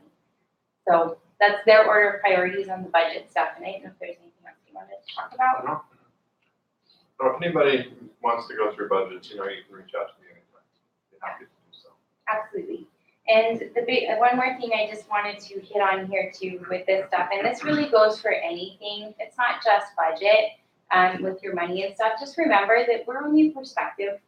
We don't want you guys to think that we're your boss, or if you guys come to us with a question and you guys do something completely opposite from what we suggest, that we're going to be upset or anything like that. We're not at all. We simply are a perspective, and we want you guys to make the best decision for your family and for your situation. And that's it. Does that make sense? Yeah. Sorry, Lisa. Scared me, I didn't even know you went in there. I was like, what's going on? I thought the cats were like banging at the doors. Yeah. Anyway, Awesome. yeah. Cool. Where was I? No. Yep. I was just thinking about the budget thing a little bit. The reason that I reach out to Josh, even though I think I know the answer, is because Josh always has a couple of different things from the outside that I might not have thought about as far as a perspective is concerned. And a lot of times, it ends up being the same decision for the both of us, but it's always good to be able to get somebody else's perspective that, cares about where you're headed with your financial future. I call my brother up and he wants to change the subject and talk about the football game. When you reach out and you ask your upline a question like that, then they're focused and they really want to help you. So I reach up a lot about my budget as well. Just saying. Cool. So that brings us to the culture piece. And Cliff, I just wanted to tell you thank you for reaching out for real. I mean, we're all here tonight because Cliff wanted to get the team together and start building that culture and start making some consistencies and start looking like a team. And I commend you for that. I think that is just on camera. I didn't get a reach out. So I just wanted to say thank you guys very much for Thank big you. deal. It means a lot. So the first thing my wife wrote on here was something that I've been I've had to feed this because of some of the challenges that I've had since I moved down here to Seattle. I've gone through some different job changes, and I had to listen to Tracy Eaton and really dig into my core and figure out what it means to be unoffendable. What does it really mean to be unoffendable? The people that I have worked for since I got to Seattle, minus my new boss, who's kind of badass, I have to say. Pretty cool little burglar. Pretty Who's awesome. But Doesn't he remind you of a burglar from Home Alone? Ooh. I don't think so. What? side note. Yeah. Remember, she saw him with his little stocking cap on. You talking about Joe Becci? No, Jed. Right. Just in general. Joe. He looks like one of the burglars from Home Alone. I don't see it. No, I don't see it. Anywho. Way It's a very important conversation. Yeah, unoffendable. I mean, the stuff was absolutely incredible. So I had to actually learn how to be unoffendable. The things that were coming out of their face, I had to pretend like it was not hurting me on the inside. It wasn't hurting my feelings when they were talking about me not spending time with my family and having to skip this and do this and work this. And I mean, always being positive in a place that's not very positive is difficult. Sorry. No, I get really uncomfortable on these trips. Sorry. Just kidding. But being unoffendable in a place where it's very, very difficult, and you're being attacked when you're out there. It could be somebody in society. It could be a different driver. It could be a person at work. It could be, in our case, sometimes a tenant or another worker. And you just have to learn how to be unoffendable. By being unoffendable, you are uplifting and encouraging people. There was this gal that was just would not, let any of the texts in, and she was just nasty. I just went in and killed her with kindness. And even though she had that coming at me, I was unoffendable, I was positive and uplifting and everything like that. By the time I left their place, they were just, very, very positive and welcoming and yeah, you bet you guys come back anytime you want to. And, I mean, you never know what's going on in that person's life that's across from you that you're having that conversation with. Even when it starts out as a negative conversation, we have actually gone away with numbers and sat down with some of those people as well. And also when you are unoffendable, it sets the entire stage for your day and for your life and for your cake box and for your conversations with your lady and the conversations with the people at your workplace. I mean, you get to be that person. You get to decide to be that person when you wake up in the morning. I can wake up in the morning and be a crab ass every single day of my life if I want to. My body feels like it. It feels like I should be a crab ass every single day. But I don't. I get up, I put a smile on my face, and I get out there and I rock people. And I make them feel good on purpose. I decide to do that. And it changes my entire life every single day because of it. And the people around me. Did you want to add about unoffendable and positive? Yeah, I have that down here too. Something, I don't know if we really want to talk too much about it, but just being open to coaching as well was something for us that was really huge. Just because, it's like, I feel like there is a point that we reach, at least for us, there was a point that we reached where we were asking questions because we thought that we needed to ask them.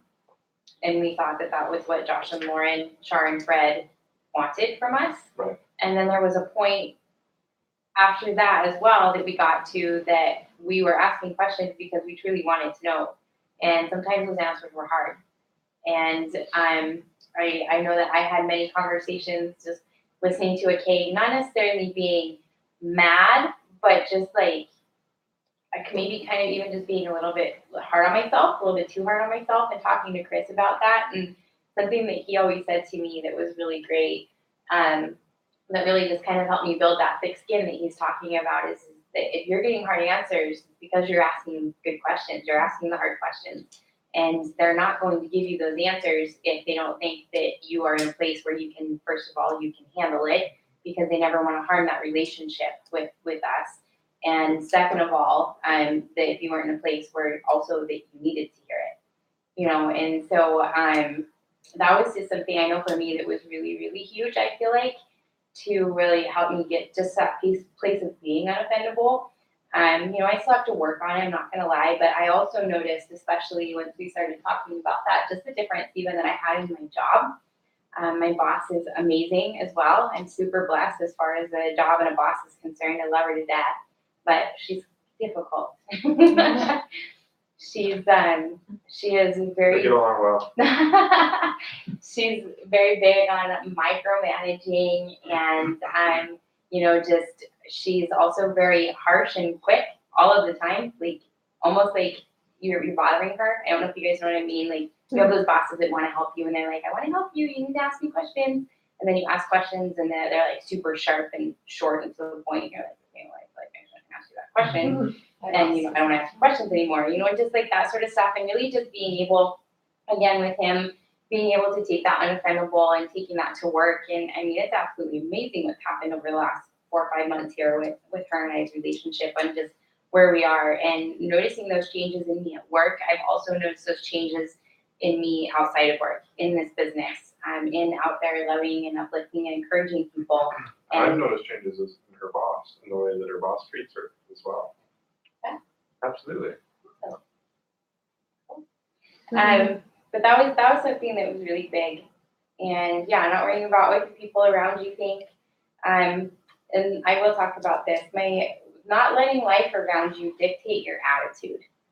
And I know that capacity is a word that gets thrown out there a lot. We all hear about that. We need to grow your capacity, or your capacity is growing. We hear that kind of stuff all the time. And I really noticed something. Actually, I did notice this, but Chris was the one who really was pointing it out and talking about it. And that's just how certain people were crazy positive about everything all of the time. And the reactions that we saw, that we have seen, were different than ours. You know, like we'd get a little bit frustrated and be like, oh my gosh, I can't believe this happened, or I can't believe we did that. You know, not making a huge deal about it, but that was, you know, kind of our attitude. And the attitude on the other side was, oh, it's not a big deal. I'm just gonna keep moving on, and they just kept moving on.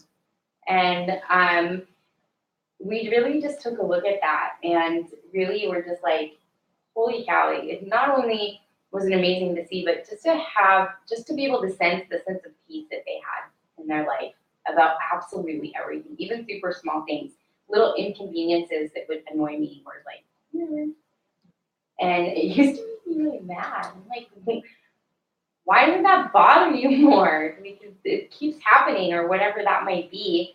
And he got really hard on me, and it also was because of our daughter, and just kind of some of the things that she was saying, poking the bear, so to speak, you know, at him. I'll be very honest about it, and it was because I was doing that as well. You know, it was all in fun and games, and we were all laughing and stuff, but it really wasn't. And just really taking what we saw from the people around us who we respect and really look up to, and then also seeing the kind of attitude and disrespect that was starting to come from Michaela. We started this positive. I don't know if you guys have ever heard us say that to each other or anything like that, but it just gave us an opportunity to kind of call each other out, or ourselves. Sometimes now it's the point to where it is ourselves even, but really to call each other out.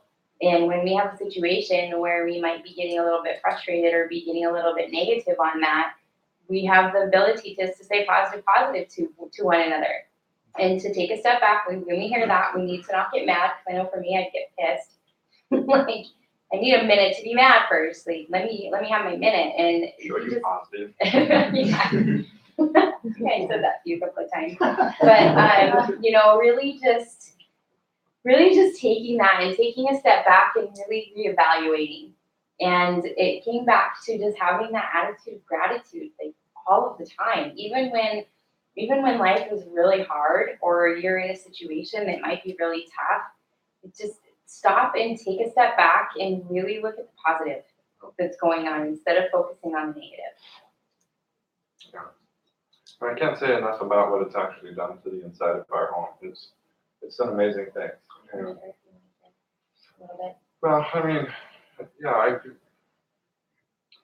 it's just been awesome. I mean, the negative stuff, the negative bantering back and forth between her and her daughter was really where the negative was starting. It wasn't even necessarily towards me, but it was kind of towards them and their own little culture.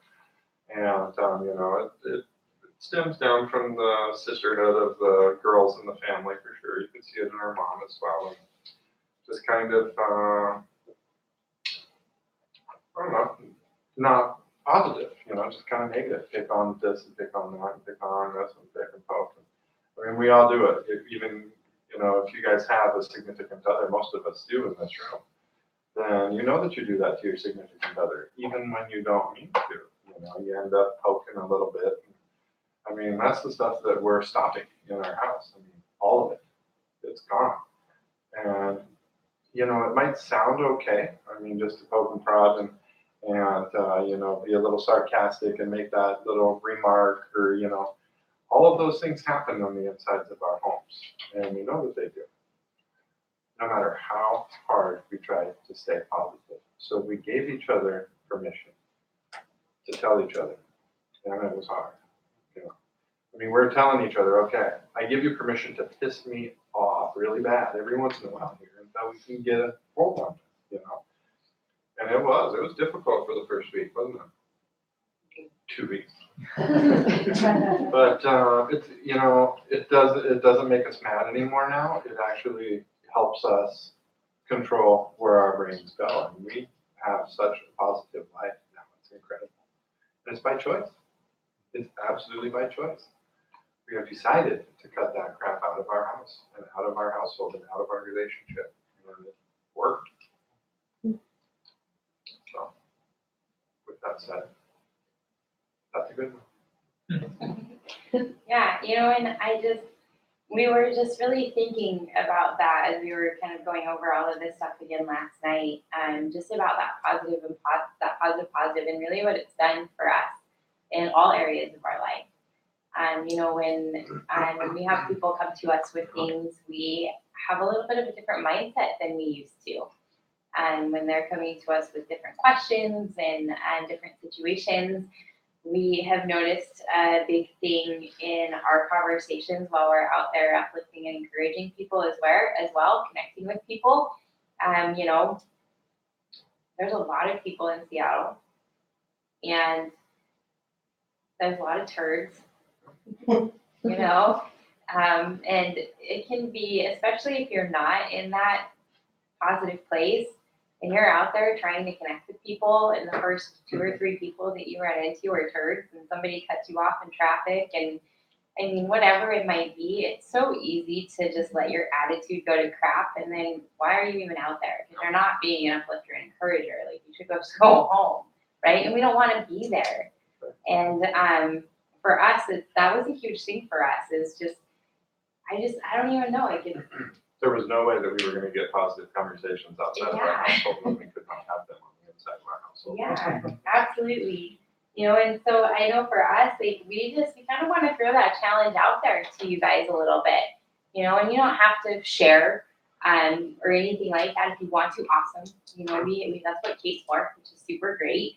But we just want to really challenge you guys a little bit to just take a look at your own home and your own situation, whether you live on your own or your own place. Yes. Not what your other person is doing. Right.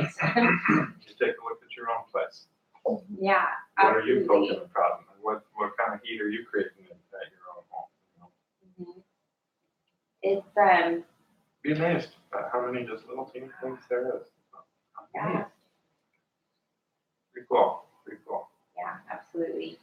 And just a little bit more on culture as well is I really think, and I think that we're all really great at this as well. That's one thing why I really wanted to talk about it. But Chris had said yesterday that what we do is not normal to 95% of the people that we are around every single day.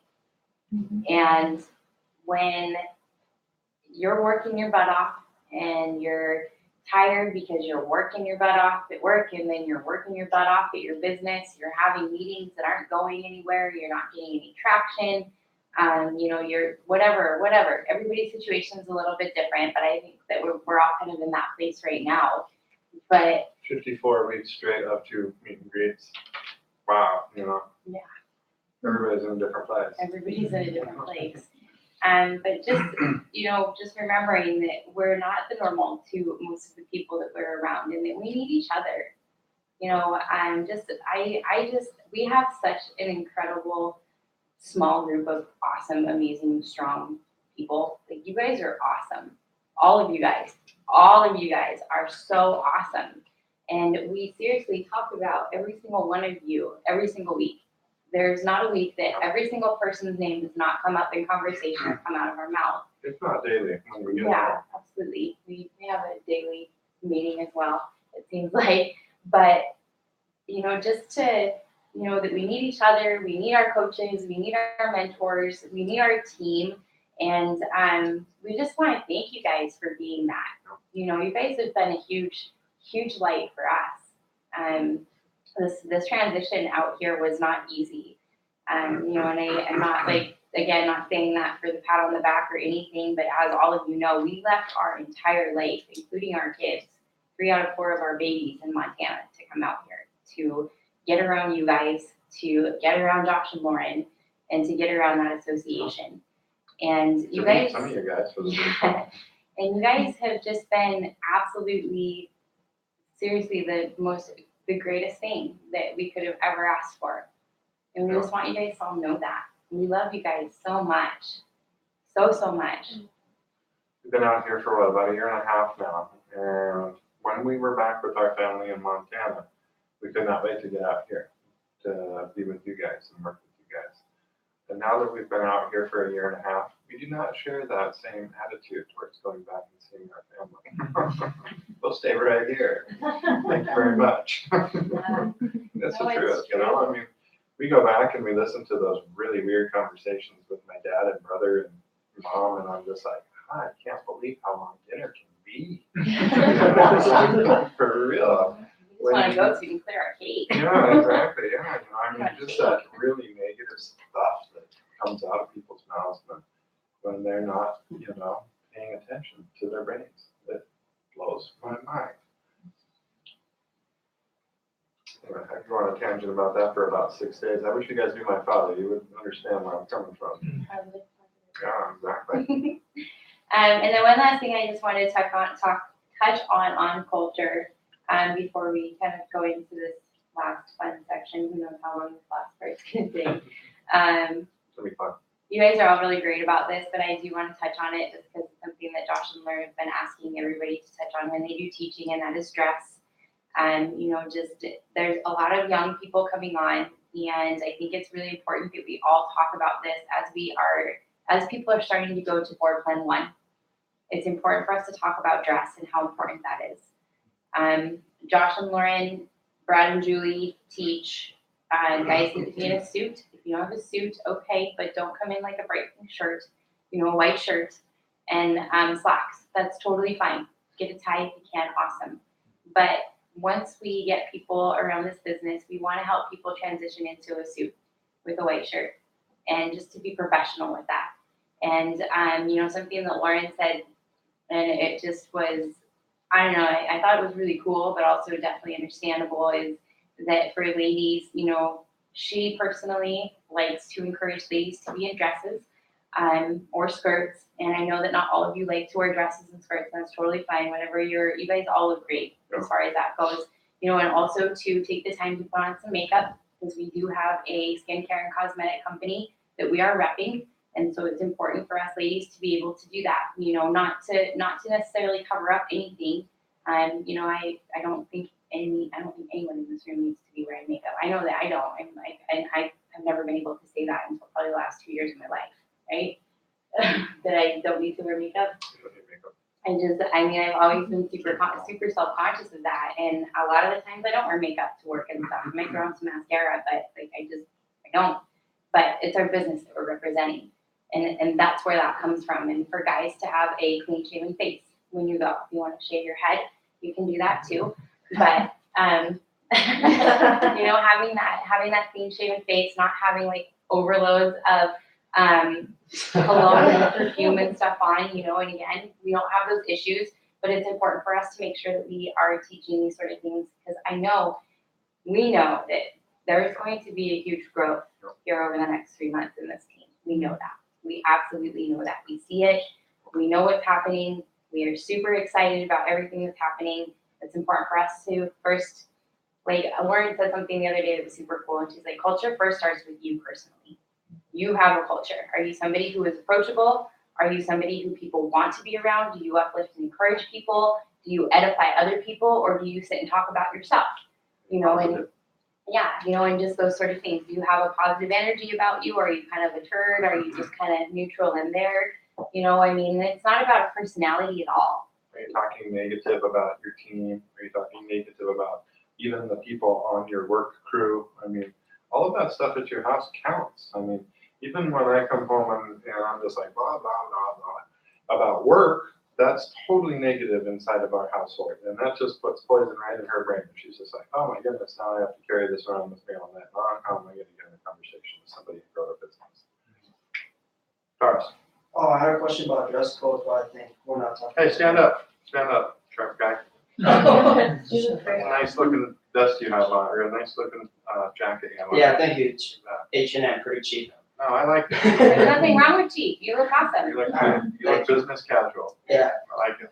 No, we're gonna sit down now? Yeah. What was your question?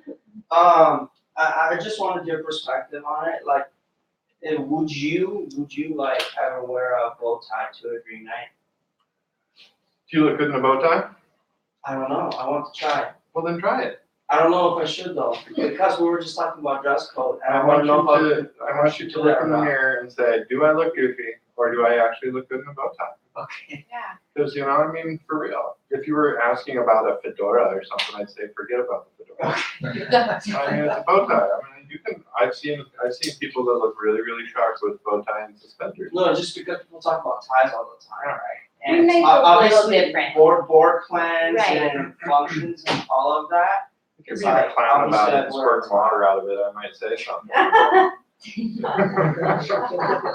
Yeah, you know, I bet you it looks good. yeah, and I really think it does go back to, is it a black bow tie? Is that I weird? don't know, I would encourage you to keep it, you know, very, traditional. Classy and subtle, traditional is a great word for it, yeah. Very traditional. Looking curls. Yeah. You know, something else, and that, again, I know that we are in a much different situation, but something else that I really think about when it does come to dress as well. And again, you guys are awesome about this and like preaching to the choir, I get that. But also is, what do I want my daughter wearing? You know, when I know that there's a lot of great trends out there. I love these cute little dresses that are out and stuff like that. But when I bend over, my butt hangs out. And I don't want my daughter wearing that stuff. She's 14. She's gorgeous. Absolutely gorgeous. Like, all of our girls are incredibly beautiful. It's disgusting. But I don't want them wearing that stuff. So why the heck would I? You know, and I think that that's something that's really good too. Same with guys. You know, how do you guys want your sons dressing? Do you want them wearing baggy pants? You know, do you want them wearing weird hats? Do you want them wearing funky neon colors because it's cool? Or do you want them to look like a nice young gentleman? You know, I'm really thinking about that kind of stuff as well.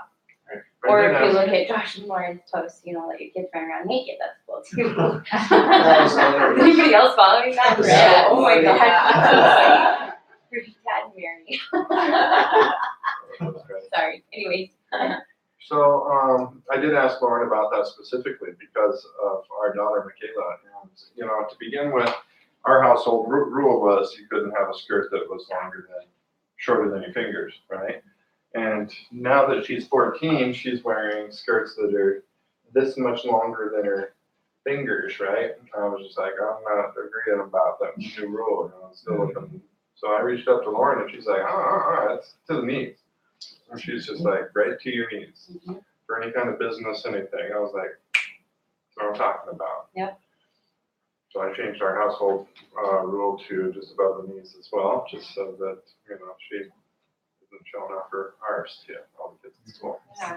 Well, one thing that I've always said too is I use my fingers, like, that's the short. When I'm standing at my knees and above, that's the short, because when you sit down, it goes up. And also, I'm short. I have short, stubby legs, and so a dress that sits below my knees, I kind of look Her skirts are awkwardly. dresses. Yeah, it's horrible. It's so hard. Even the petite stuff for me is too. It's horrible. It sucks being 5 foot nothing sometimes. I will say one thing about our dress code and you guys is you guys always look very, very good and very, very professional.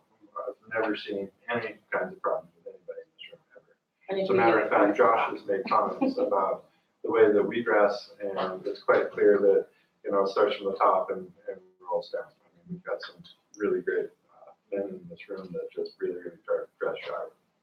That's awesome. I mean, we get compliments about it from our own life. And beautiful ladies that take pride in yourself, and that's really what it is. It's not about piling on the makeup. It's not about having the fanciest, newest clothes or blingy or anything like that. It's just totally about taking that pride in yourself. And again, just with all the growth that's going to happen here, we just want to make sure that we're teaching that, especially because of the young team that's going to be coming on.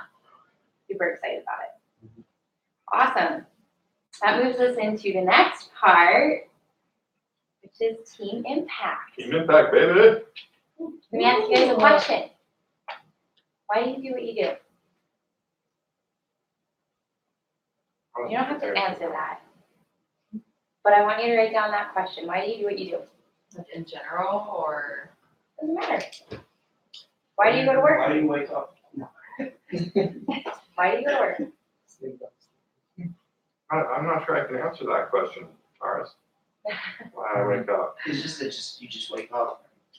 I definitely want you guys, obviously, to tie it back to the business eventually, but that's something that we've really been talking a lot about in our home, is why do we do what we do? why, and we have tied that back to the business, of course, and so, that's why we ask ourselves, why do we go outside at night when it's really freaking cold out in Seattle and when it's dark? Why do we do that? Why do we randomly talk to strangers? Why do we park 10 miles away from the building and have to run and pray to God we don't get hit, Why do we purposely drive for 45 minutes and then pay $20 in parking when our friends are out drinking beer at the bar? Why do we do that? Why do we stay up until midnight or 1 o'clock in the morning and get up at 4:30 or 5 the next day? Because it's a weeknight. Why do we do that? I definitely want you guys to think about that. Why do we give up that precious nap time? Yeah. Why? Why are you asking the hard questions of people, of your coaches and your mentors? Why are you trying to figure out your time budget? Why are you trying to plan your day? Why are you not just letting your day happen like everybody else does? Why do you do what you do? There's probably more than one reason. I have some that are dreams and I have some that are fears. And it also changes daily for me sometimes. I've got really big dreams and I've got really big fears that scare me every single day, but there are things throughout my day that, charge me up and also sometimes deflate me.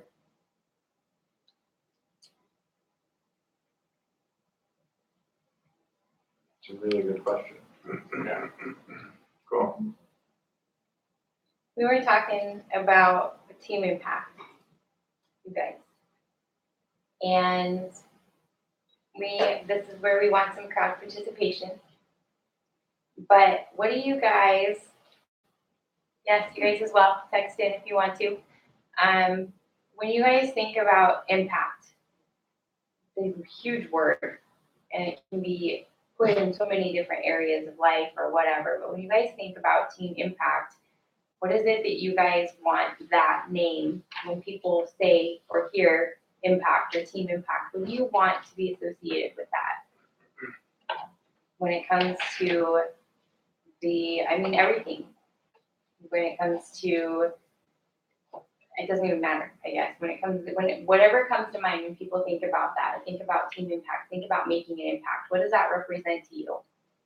What do you want that to represent? Do you want that to be integrity? Influence. Influence, I like that. I'm writing these down. Culture. I want team impact to have an awesome culture. Next time we meet, I want to make a potluck so we can break bread together. Potential. Family. Family, I like that. Options.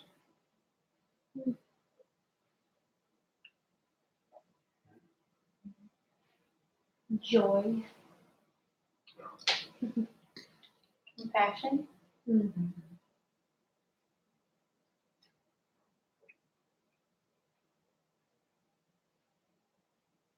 What else?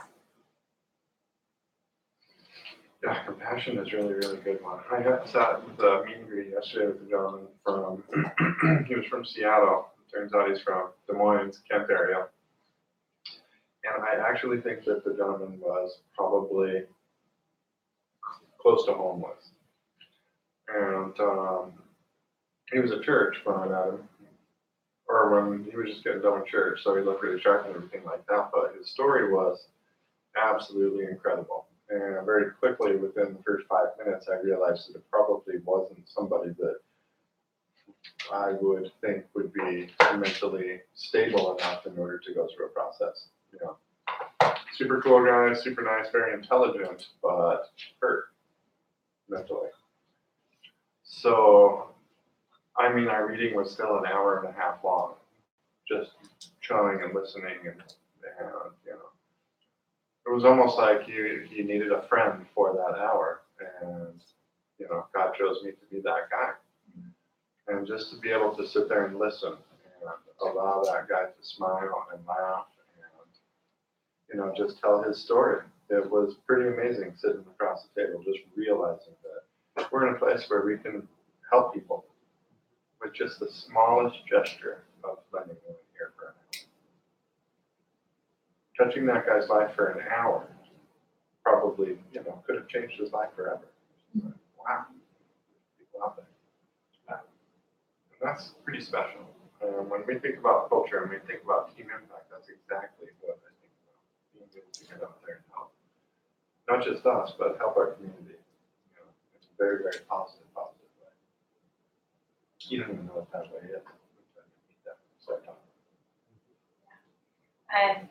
It's really cool that you just said that. I just got a couple of things here from our Montana team. We got community, action, and just spreading huge waves of positivity as well to everywhere we go.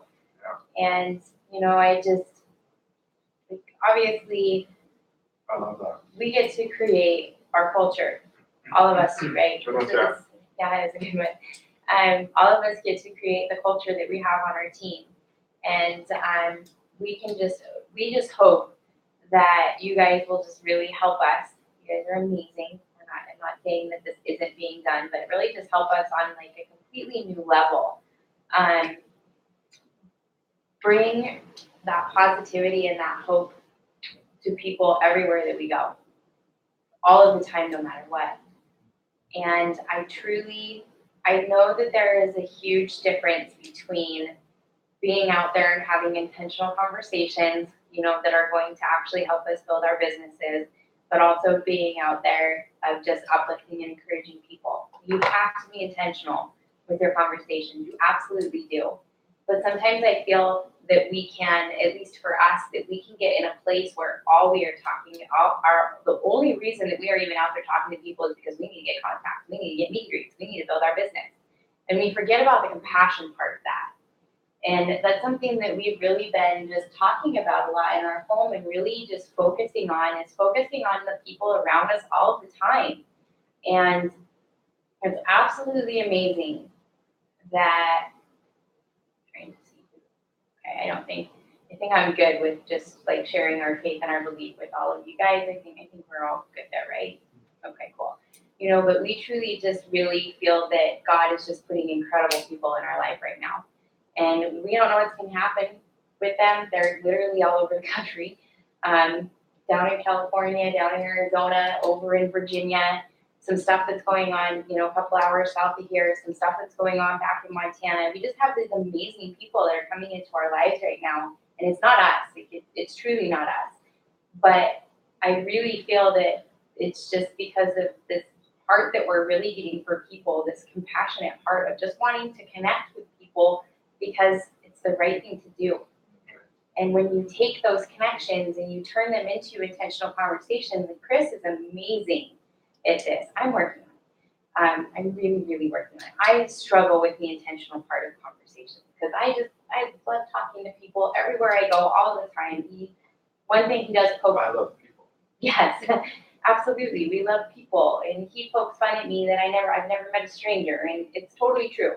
Every time we go out somewhere, I get names and numbers all of the time, but they're not intentional conversations, and I need to be more intentional about that.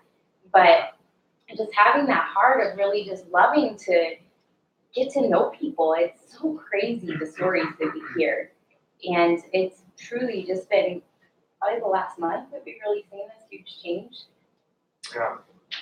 Yeah, this other gentleman I'm taking through the process right now, he has no idea what he's even doing. I mean, to begin with, he thought that I was a recruiter. And our first meeting, he actually brought me a resume. It's happened a couple of times.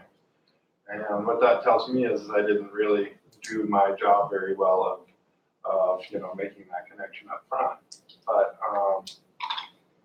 it's just been amazing just sitting down and listening to what his needs are as far as need a job and some of my family is blah, blah. I mean, he just completely spilled it right out on the table. I'm like, wow, that's such number one, a huge commitment to his family, right?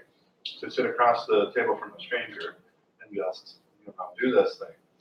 But I mean, he is just so hungry for that information. He doesn't even know what that is yet. And it's because of exactly what she's talking about right now. I'm not interested in getting him on my team. I'm interested in figuring out what I can do to help this guy advance in his family. It might be reaching out and seeing if there's a job available to him because our fingers reach out so far. It might be just simply that, and that's it. That's cool. I mean, that's really, really cool. You know, it could be that it's a long-term deal where he's just asking me for books. How can, I want to meet the people that you're working with. I don't even understand what it is. These are the things that he's saying to me. And I'm not even talking about that. I'm like, you need to figure out how to get a job. You've got a baby coming due, right? So, I mean, it's just awesome by putting yourself in a place of what do these people need from you? Not at all. You take your eyes off of yourself and what you're looking for when you're going out there. Because you will not get what you are looking for. You need to go out there and make sure that you are in their place, in their conversation, in their brain, helping out, being positive, selflessly. And that's where you're really going to start growing. That's when people are going to start coming to you and just be like, holy cow. One thing that John Maxwell teaches that just blows my mind, and I never forget it, is you do not get to pick the people that follow you. Are you going to be a leader? You also don't get to pick that part. That's all personal growth. That's all personal growth on the inside and what comes out, right? Period. You don't get to pick those people to follow you. Your work and your path, that's what picks those people. Those people pick that. So that's important. Be in their place. One thing I do want to say is that it's really important to also, continue to make sure you're coaching and counseling and asking questions as you're bringing people through the process, no matter how many times you've done it. And that's something that he's really amazing at, is every single person that's going through the process right now, and he's in total 100% communication with Josh on every single one of them, on what their meet and greet was, on whether they got the book or not, and he's really just asking those questions because also we have to be protective of our time as well. We don't want to. And our upline time. Exactly. We have to be protective of that association. And another word I just got was inspirational. Love it. Thank you, Sam. But yeah. One more thing just to tie that up real quick. Sorry for interrupting. The guy that I'm referring to, he now has a job. He just got hired on as the manager of a place. He's got a great income. Called me on the phone. He was just like, I want to continue learning with you. So it's pretty cool, right? That's really awesome. Yeah. It's really important to know that last piece. All right, go ahead. So I do have a team challenge that I'm going to throw out, and then we're going to go into some goals and stuff here. Unless you guys have some more that you want to talk about, we really do want to just talk. Like, we want to build this culture, this team impact culture. It's not about us, and it's not even about being that big six. Yes, that stuff's going to come. We're excited about it, but it's about us. It's about our team. It's about being team impact and going out there and creating an impact on people. So we want you guys to be a part of this. Absolutely. Go ahead. Yeah. Oh, wait, hold on a minute. Eric's hand was up first. No, I had a couple, I think you touched on a couple of them, but the couple, I don't know. I always say this is part of the affirmation, but always to help people being the best that they can be. But that, that's what's not like on me. And then the last one is not judging. Absolutely. Absolutely. Absolutely. Thank goodness Josh and Lauren are so non-judgmental. Holy cow. I want to talk about it. Oh my goodness. I appreciate that. So, one thing going into this transition right now. Oh, I'm sorry. Sorry, I have no pets. It's fine. So, yeah. So, like, one of the ones that came to me about what it means to be a team impact is that overcomer, because I see like everybody in this room is really overcome a lot of things in their lives, because if they haven't overcome, they wouldn't be there. So that's a word for me, overcoming and becoming. We all have things that in our lives that we gotta overcome. Yeah. To be in the future. That's the one. I really appreciate the reflections that you and your husband are both doing. Right? This last month has been awesome. Awesome. You guys have a lot of crap going on in your life. Yeah, but it's all great too. Really, Yeah, really you're good awesome. stuff. Yeah. So good. You guys are awesome. You guys are all awesome. But I mean, truly, when you have crap going on in your life and you can still push through it and you still are positive, you're here, you have smiles on your faces, you're positive even though it hurts a little bit on the inside, and you guys are just exuding this positivity, that's a big freaking deal. You guys should absolutely be very proud of yourselves. You guys have grown so much. I mean, oh my gosh, you guys just keep like totally blowing our minds. Really try to keep up with you. You guys are awesome. You guys. It's a team thing. It's crazy. I want you guys all to give yourselves a little more credit too. Think about how far you guys have all come. Think about the things just this last year. Like, I love this time of year for the reflections, but there's nothing wrong with looking back once in a while and being proud of yourself and being proud of where you are right now and making adjustments for the next year. It's so important to celebrate small victories. Oh my goodness. It's not good. So important.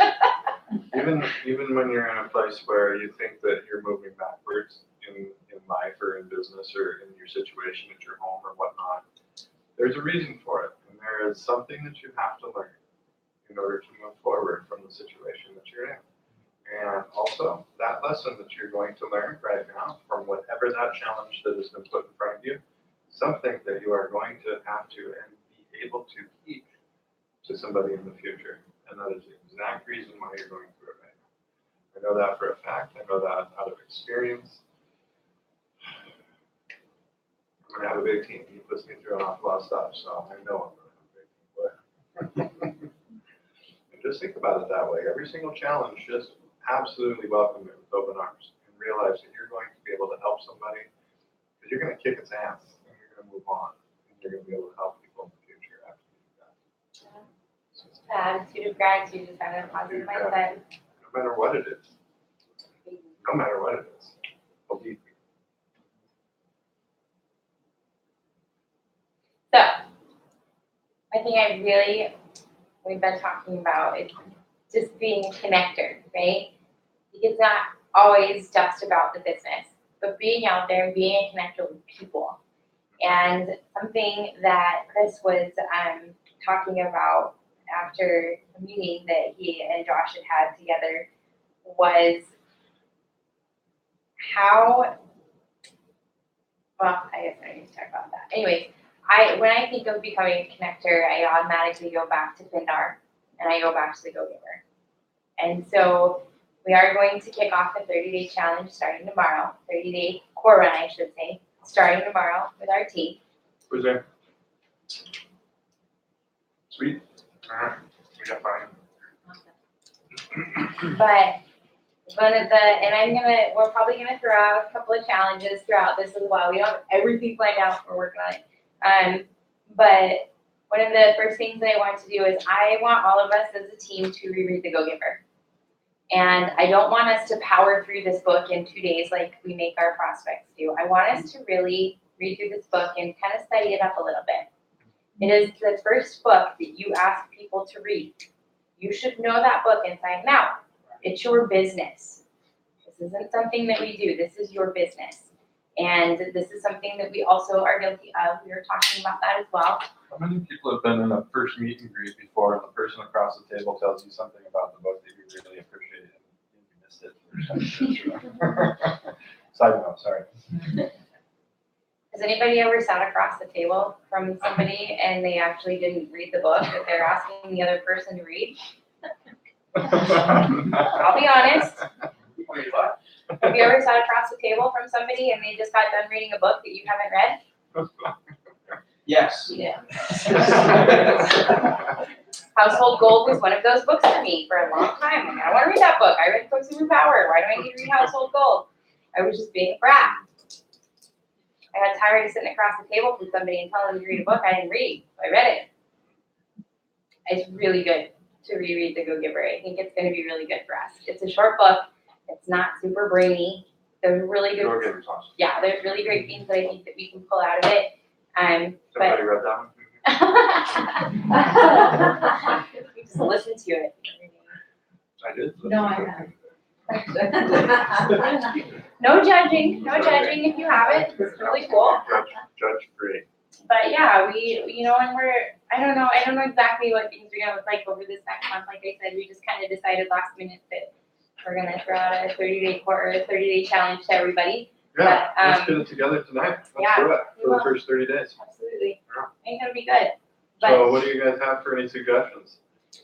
The first book is gonna take us the first week of the first 30 days. We are not going to spend too much time on the Go-Giver. I don't want to spend. But a week is plenty. I mean, you can read it in a day. A week is gonna be plenty. So divide it by 7 and send a reflection. Make sure to be sending reflections about that reading material. Let's take these challenges at heart and let's take notes. And I mean, if you're gonna do a 90 or if we're gonna do a 30-day core run, then what it means is studying your business, you know. So take notes on that. Send your reflection on that. Do your homework. If you do not do your homework at school, then you get a failing grade, right? Mm-hmm. So make sure to get your homework in each day. And that's exactly what being accountable and building habits is all about. By the way, that's the one thing that I tell my kids that school is good for, and that's about it. Get in there, learn how to do habits, get some work habit in, you know. Life will teach you here. And good. So, yeah, I think that's great. So we'll need some other book suggestions. So maybe tonight you guys send us a cake, and we'll decide on a second book. And also I want you guys to, because for me, I want you guys to tell us why. Why do you want that book? Why do you think that book is good? Because I know that was, for us, it was something that we talked about. There's so many reasons of why we think us going back through and reading The Go-Giver is good. I mean, so many reasons. And it really just starts for us, it's just the heart. That's just the heart that we want to develop as a culture, is to be a go-giver and to be edifiers of other people. We want people to, I know that Sarah just sent out an awesome cake, and I'm just super, super proud of you, Sarah. Proud of you, Sarah, but really just proud of her and stepping out of her comfort zone and really starting to build those relationships with some of the leaders in Montana that are the edifiers. And I'm sure that if you guys really think about it, if you haven't already, you guys know when you walk into a room, any room, doesn't matter what team it is, you have people in your head that you want to introduce your guests to, right? We want to help our team be that group of people as well. We want to be that team of when anybody walks into a room, if they see any of us, that they are comfortable coming up to us because they know that they are whoever's bringing that person up to us is going to get edified. And because we can't edify ourselves. You can try all you want, and you can try until you're blue in the face, but it just doesn't work. Remember, one thing that's important, and we're all guilty of this, when people do bring guests or whatnot up to you, you never want to say, so who did you come here with, or who brought you here, or where are you at in the process, or any kind of business talk like that. You just want to talk about them, just like it was a first meet and greet. Hey, where do you work? Oh, that's really great. What do you do down there? Oh man, you're really going to enjoy this room. And then you can talk about the person that brought them there. They are an amazing person, and just be very, very simplistic about the conversation. Edify, edify, edify. No business, only the who. And you'll be in a safe place. Never talk about business, ever. Yeah, and it's really important, especially as we do get into more plans and stuff, because sometimes you're going to have, especially if keep messages and stuff come out and everything, you're going to have business people, business owners come up and talk to you as well and want to ask you questions. The board plan's not the place for that. And just really just showing that as a team. We want to keep that super, super positive as a team, a really positive energy. I absolutely love John and Remy and Virgil and McLaughlin are so cool. When they bring somebody up to you, they actually fill you in on everything that Chris just said. They're like, okay, so this is this person. We met at this place.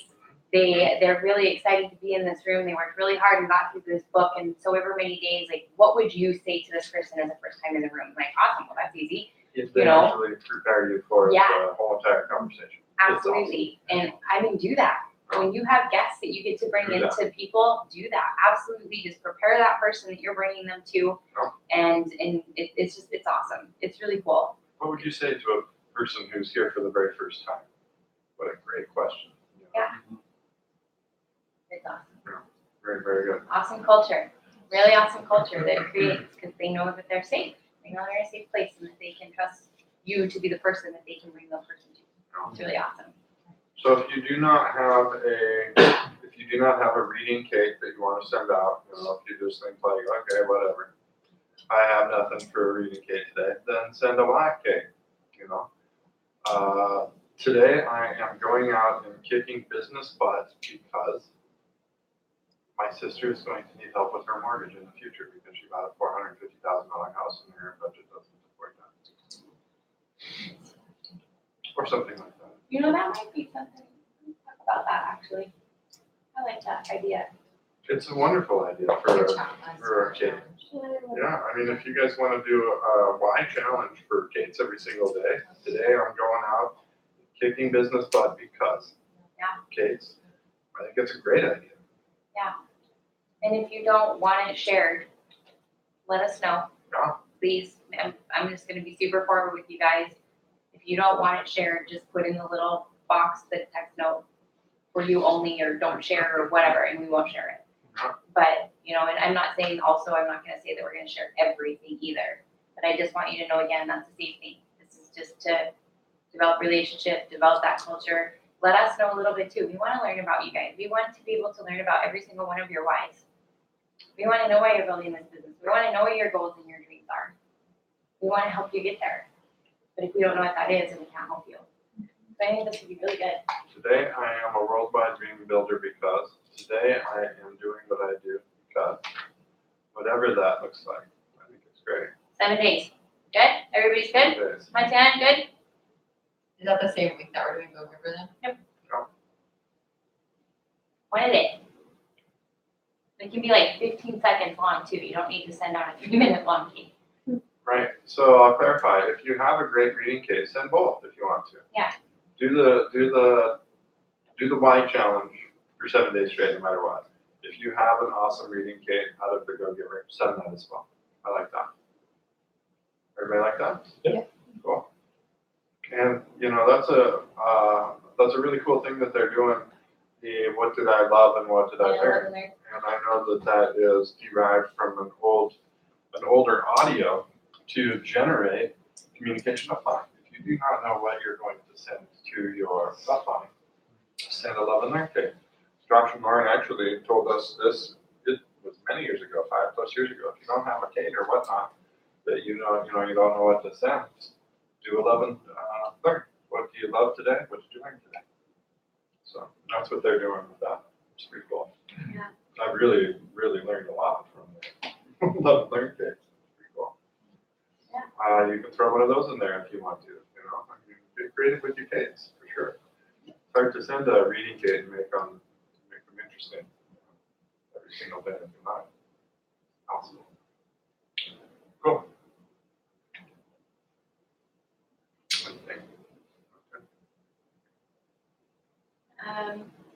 Any suggestions for the first 30-day challenge? So Go Givers, maybe I missed something. Go Giver, We're gonna read the Go Giver in 7 days for the first week, also starting tomorrow. No. And then also, for the next week, every day, we also want to get a why do you do what you do cake. Why do you do what you do? Yeah. And it can be, we were just talking about, if you do not want it shared, that is 100% fine, but you gotta let us know that. So you gotta put that in the notes that it's a private message or whatever. I'll share it if you don't do that, Tyrus. I'm sorry, what? I'll share your cake if you don't tell me not to. Yeah, you have to let us know if it's a private, why do you do what you do? Like if you don't want that being shared.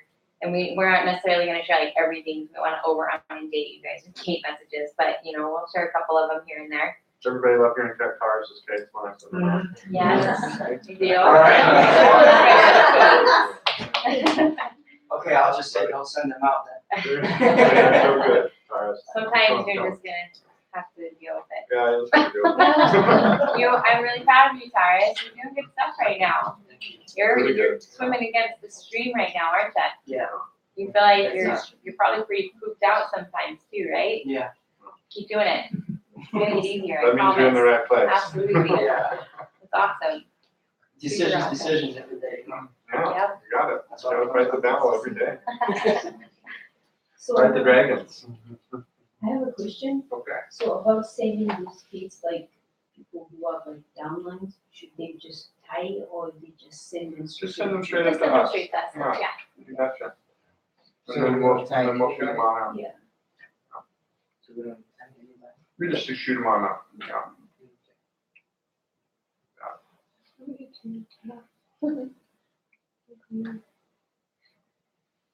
We haven't quite talked about that yet, but they said there's a glad. Cool. If you guys have other ideas, I know I have a couple as well, shoot them up.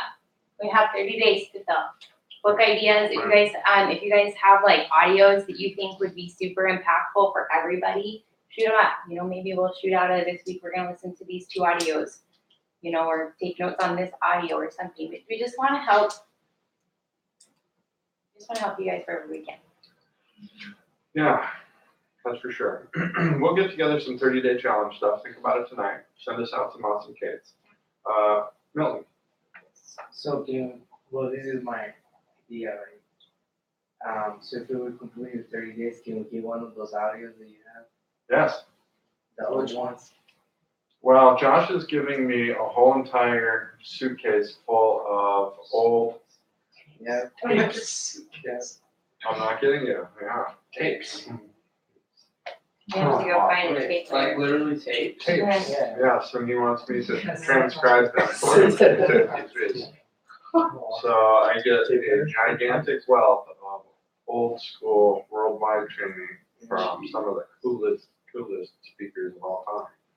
So when I go through those, yeah, I'm gonna find some gems for sure. And that was an excellent idea. At the end of the 30-day core run though, we're gonna have a potluck for real. That is what the incentive is going to be. Ooh, yes.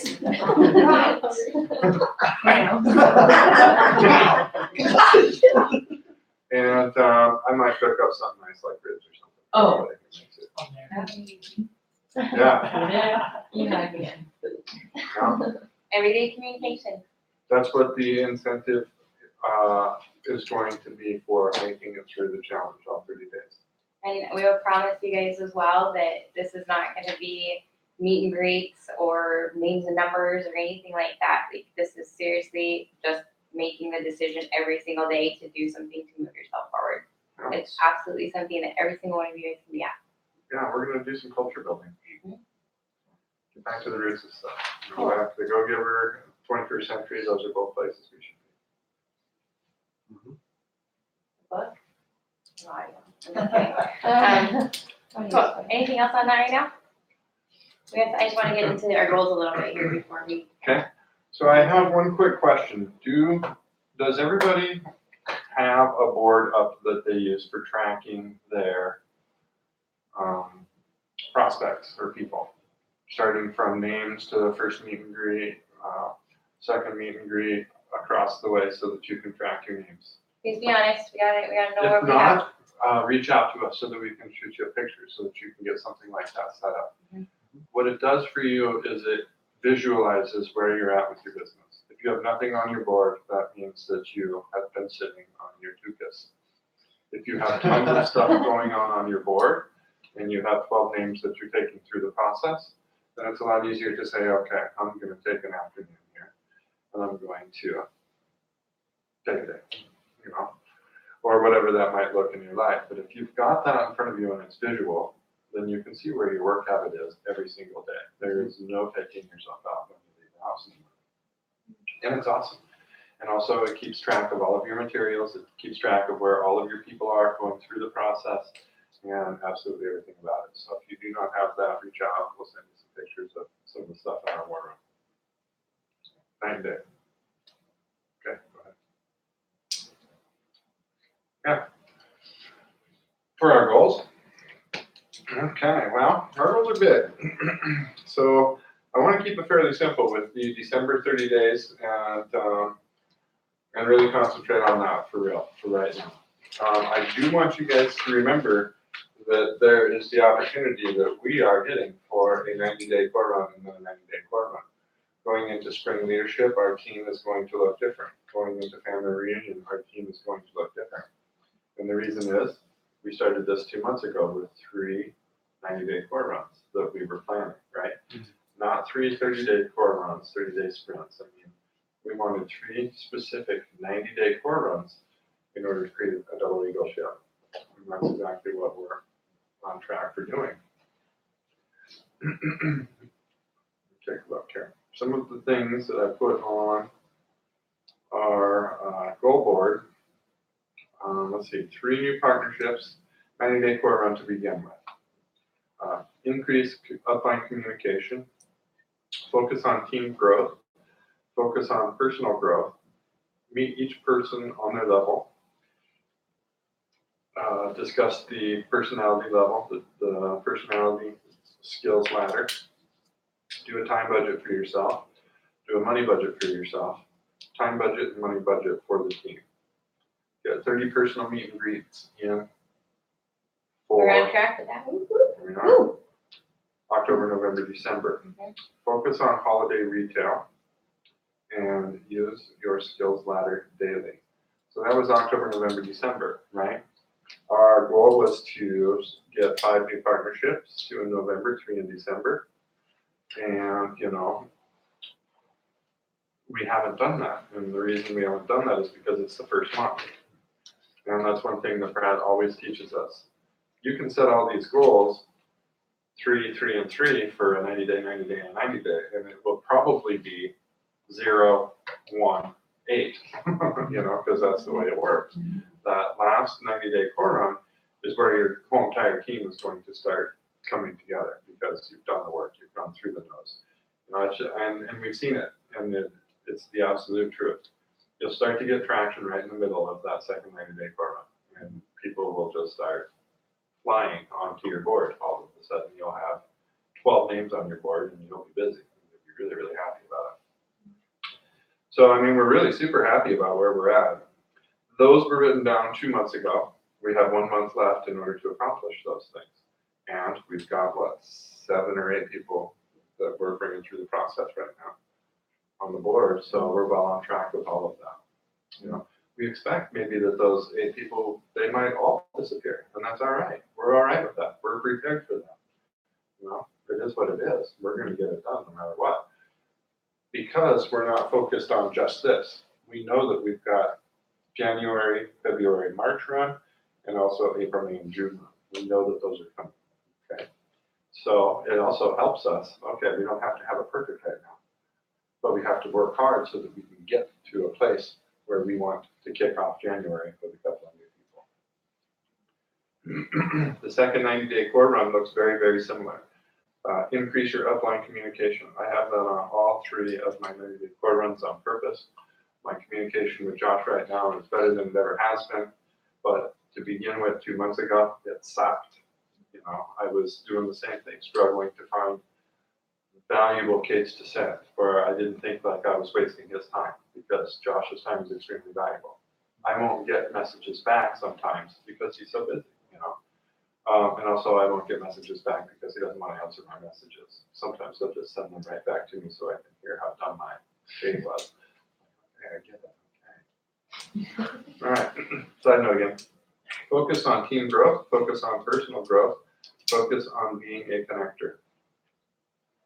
How many new businesses do you want on your team going to Dream Night? That's one of the things that we want you guys to write down. Some of the stuff is going to be what are you guys going to commit to, and we're also going to share what we're going to commit to. Now, I also want you guys to remember that there are 2 Dream Nights. If you guys weren't here or if you missed this, there are more tickets that are available for the 5th in Bellevue right now. And they will sell out very quickly once word gets around. They're going to go away. So if you did not get tickets, or if you have, you know, if you're going to have a guest there, get tickets. But also, there is another Dream Night at the end of the month. down in Seattle. That is seriously almost 2 months. You have all of December right now and all of January. Yeah. How many people are you willing, you as a couple or a single, depending on how you're building the business, how many people are you guys willing to commit to have at Dream Night? Not new partnerships, not new offers, nothing like that. Just getting butts in the seat at Dream Night. What can Dream Night do for you? You know what Dream Night did for us? Changed our life. And it was because Fred just got our butts in the seat. He actually tricked us into getting us something. In one meeting with Fred before we drove up to Helena in 20 degrees below zero weather on like a Thursday night for a dinner to turn around and come home and go to work the next day. Yeah, he told me he was going to pay for it, and then I had to pay for it. I don't necessarily think that he said he would pay for it. That's still up for discussion. But really, we want you guys to think about that. Again, get us a date. Cool. Yeah, I mean, what does that? What do you want that Dream Night to look like? Those major functions. We work from function to function on purpose. We have 90 days set up on purpose. You know, that's where that energy is created. When we get people to those functions, it changes lives. I mean, they see different things. They're just like, wow. And you know, that's what we need to do.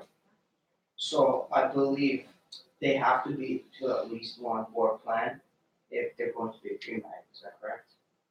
We can game plan on that. Okay.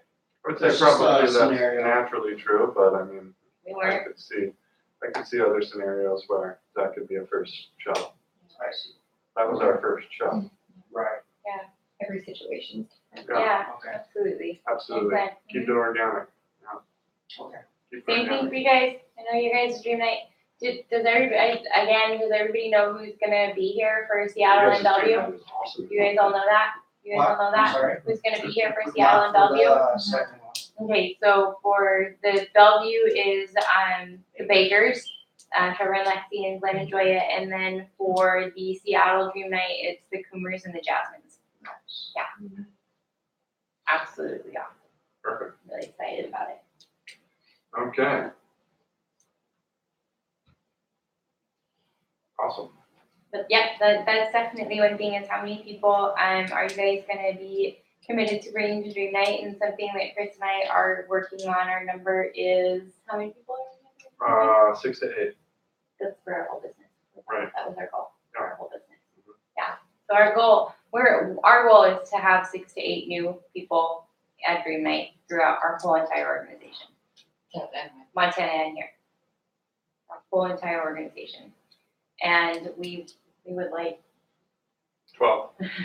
we would like Our stretch goal is 12 to 14 new businesses for our whole entire team, because we know that everybody can bring one person. Yeah. And that's, you know, a month away to 2 months away. That is for sure. Our short-term goal was 3 new businesses personally into getting butts in the seat. And 6 to 8, 12 to 14 was our stretch goal. Is. 30 personal meet and greets. That was also, well, we could have done a little bit better goal on that. See, now when I wrote down 30 personal meet and greets for that first 30-day challenge, I thought I was challenging myself one every 3 days. And we absolutely crushed that. we're on track. Yeah. So, you know, that's awesome. Some goals you're gonna hit, some goals you're not gonna hit. That's But okay. the one thing that's gonna happen is you're gonna get closer to where you want to be, no matter what, after your 30-day challenge. You know, so that's pretty cool. April through June, same exact deal. I have number 1, upline communication. Focus on your team. And then again, 3 new partnerships. And our stretch goal is 5. What do you want your team to look like going into family reunion in June? Family reunion is kind of a special deal. It's a little bit different function, right? Think about that. 30, 90, 90. But for now, let's talk about 30.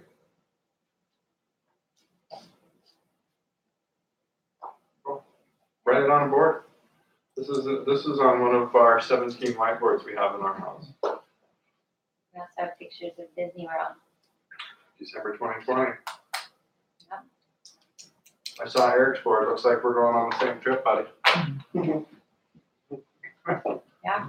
Who else has 2020 on there for Disneyland? Disney World. Alright. Some pictures on that wall. Everybody here can do it. Everybody here has the time frame to get there. Every single person in this room can get there. But it starts now. You can't wait. You know, something that that I remember, actually I remember who taught it, but I think it might have been Ty for some reason.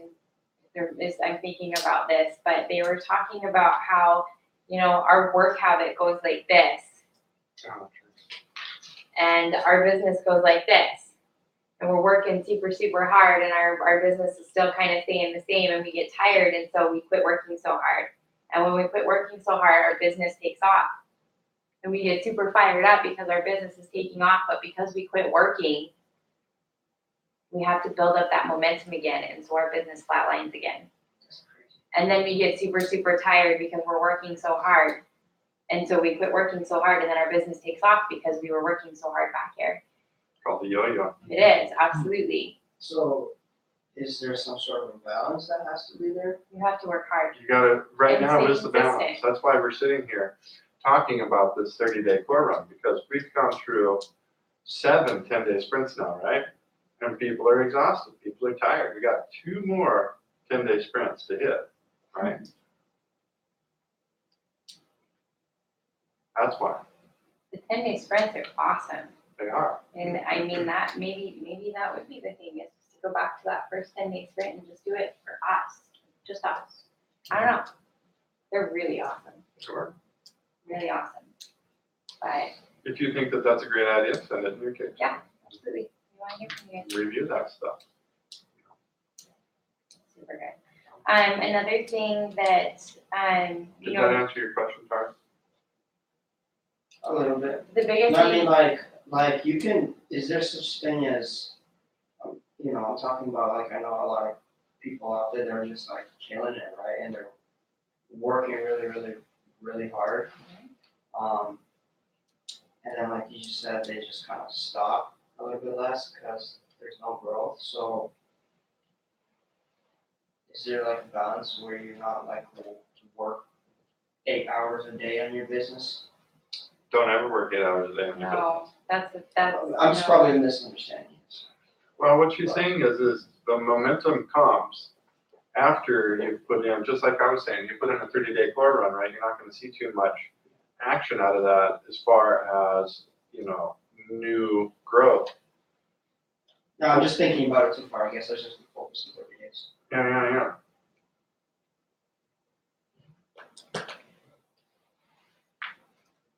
Can I comment on that a little? Yeah, absolutely. I think the biggest thing you're looking for is consistency. Yeah. You don't wanna work 8 hours a day for 10 days and then work none for the next. Right, So it's being consistent with core, being consistent with these habits every day. And it's more of building that consistency through the 30, 90 days. And making that a lifestyle instead of a push. necessarily. Right. That's what we call it. Yeah, that makes sense.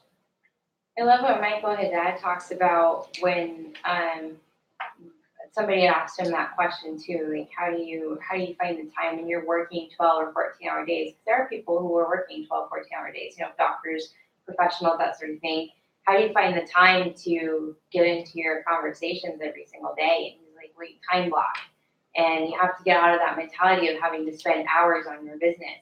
If you have an hour and a half or 2 hours in a day to go out and have conversations, you're going to be super intentional for an hour and a half or 2 hours. That's all you got. But if you give yourself 8 hours in a day, or even, we'll say even 3 hours in a day to go out and get conversations, it's way too long. You're not being intentional with your conversations. You're like, oh, I still have 2 hours. I still have an hour and a half. I still have an hour. And all of a sudden, then you're like 3 hours has gone by and you haven't been intentional with that little time that you have. And so you're frustrated. And so tomorrow you don't want to do it. Right.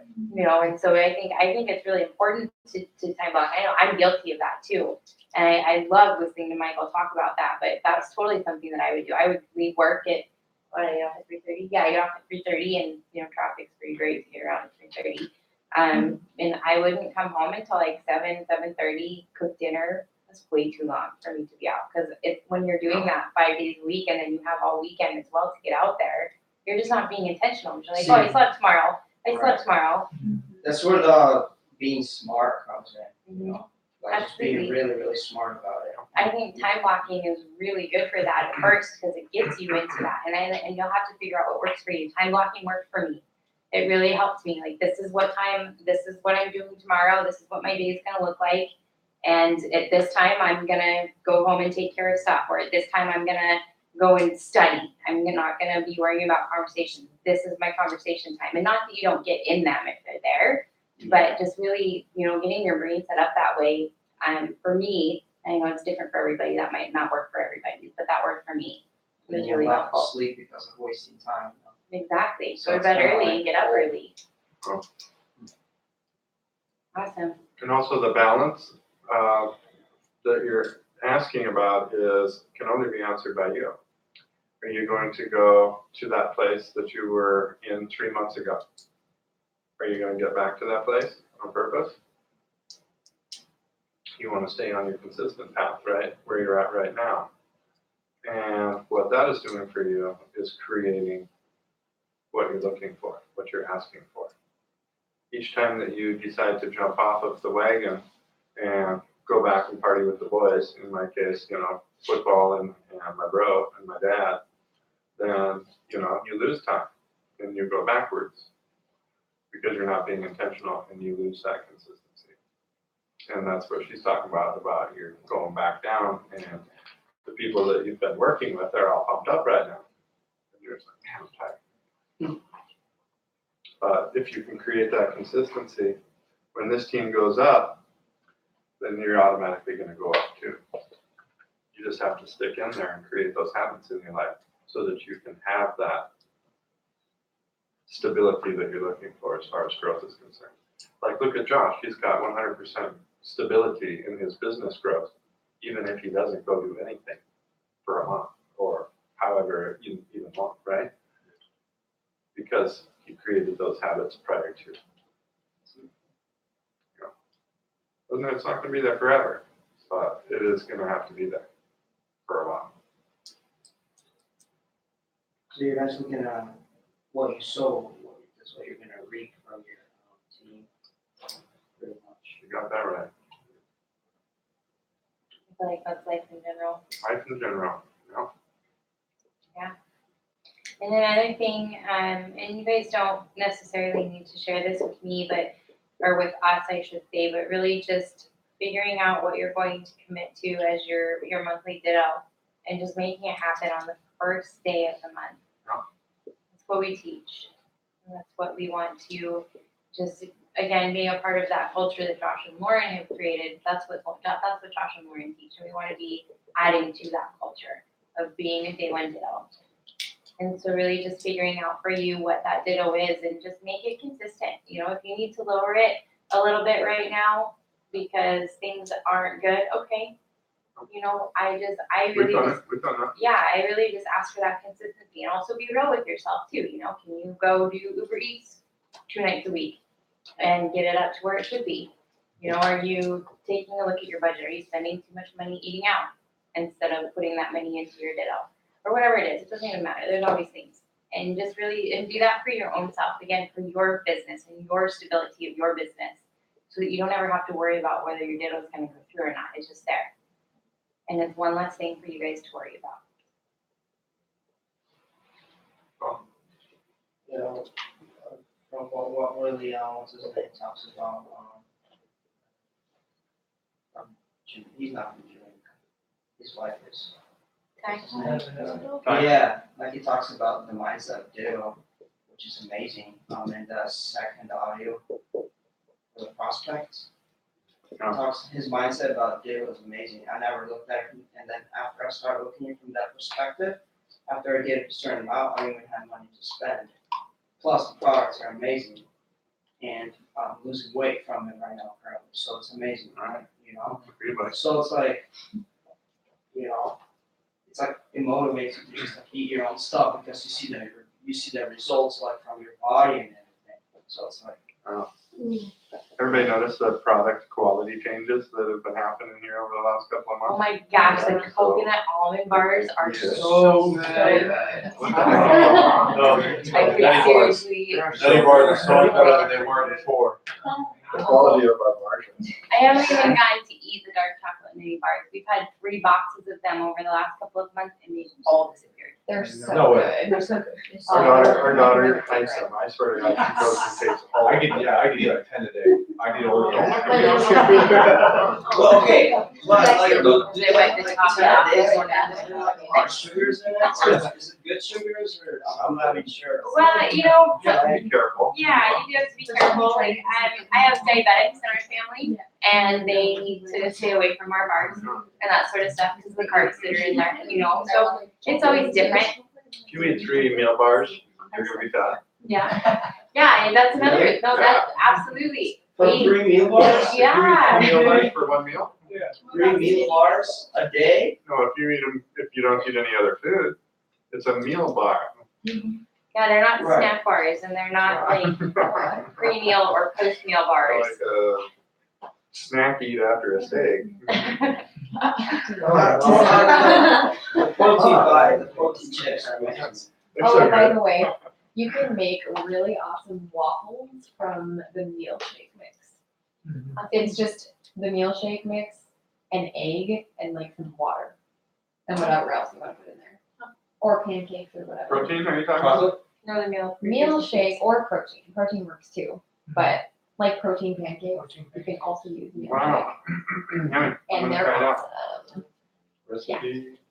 I'm tearing up me some cauliflower pizza slices. If anybody wants some, let me know. Yes. I'm gonna. Really? Heck yeah. Cauliflower pizzas? Oh, Cauliflower cauliflower. pizza. Yeah. Cauliflower. Have you not had pizza since Brad started his challenge? Yeah. Really? No, we have. Oh my I'm gosh. gonna So cook you a good. pizza. I'm cooking You guys you a need to pizza. have some cauliflower crust pizza. What's wrong with I you? cooked by accident. Oh, hey. There's And then some. throw it. I could eat something. You're not getting. I don't know, it's like my grocery basket. Whoops, I just put this on accident. I guess I'll eat that. They're all You guys. But I baked them. I'm sorry, and my daughter is going on a cookie bake-a-thon on Oh, Saturday. wow. So just so you know, Yeah. I'm gonna be giving all of them cookies away. So Oh. be careful if you come around in the next week. You will have cookies on accident. Yeah. Oh, no, but I mean, seriously, that's been another thing that's been really cool for us is just finding all of these really fun recipes with different things to try, like the zucchini noodles, you know, and trading out regular pasta and being able to have zucchini noodles still. And yeah, they taste different, but they're super good. And cauliflower rice, that's one of my favorites, so that we can still have, you know, that stuff over rice and just being able to like take that mentality of the no bread challenge and just taking it up to the next level. It's been really fun. It's been really fun. We practiced these. It was really hard for me. I was really good when I went back to Montana. I was there for 6 days and I knew that I had to be good because I had just momentum, right? Consistency. I had just started to really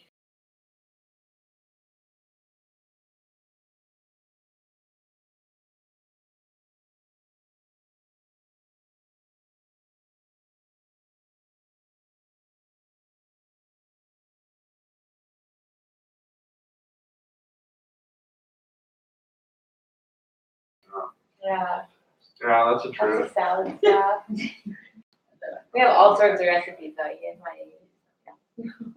It's been fun. Yeah. I've been using that Under Armour app to put recipes together so that it counts everything down. So it's cool. Electronic Armour food app? tracker, not. Yeah, food tracking app. It tracks all my exercise and water and everything I put in my body. I have time for that. Yeah, it's pretty cool. I love it. I wish my brain was more. You can just scan the back of the bar, you know, on the code, and it'll go and put it right into your day for all your calories and break it down for you. Do you take like pre-workout or anything like that? You know, you guys don't do that? No, I have, I do protein. I use our protein. Oh my god, it tastes amazing. It Like the takes- excess chocolate protein. It takes a lot of I just like vitamins and supplements. We just like. And protein shakes. Yeah. Protein bar. But I do, I take a mountain of vitamins every day. Yeah, that's been a big one. No whiteys. We want to increase our ditto budget so that we can have more products. We love them. Like comments. Like white people. You guys have questions? Any questions at all? Same for you guys, yes? 'Cause we're gonna, it's already 10. We tried that pizza. Milton. Did you bring pizza? Yeah, there's No. Next question. So on the 30-day call run, are we gonna follow the one is for, it's already on the. I'm gonna send out a message tomorrow morning after listening to everybody's suggestions. Everybody listen to an audio tomorrow. Everybody start the Go Giver tomorrow. And everybody make sure that your Kates are cleared tomorrow evening. You will have a Kate message from us what the next 3 days look like. And send your first why do you do. Yeah, oh yeah, why do we do? So we were gonna start tomorrow, but I probably won't be able to. I just ordered the book. My book disappeared. I don't know what it is. So it's gonna be a couple of days You wanna until I borrow start one of going. ours? Yeah, we're gonna put that We can borrow Yeah, one. actually, we can get it February and then return. I just ordered it. I think we have a million. I don't know, when I was moving, like, it just all this, I don't know where they went.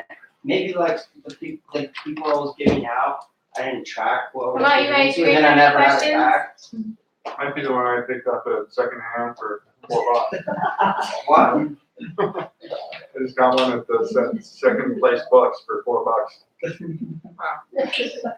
A prospect that was. You know, I cruise through the second place bookstores around here, pick up the Go Givers of the 21st century.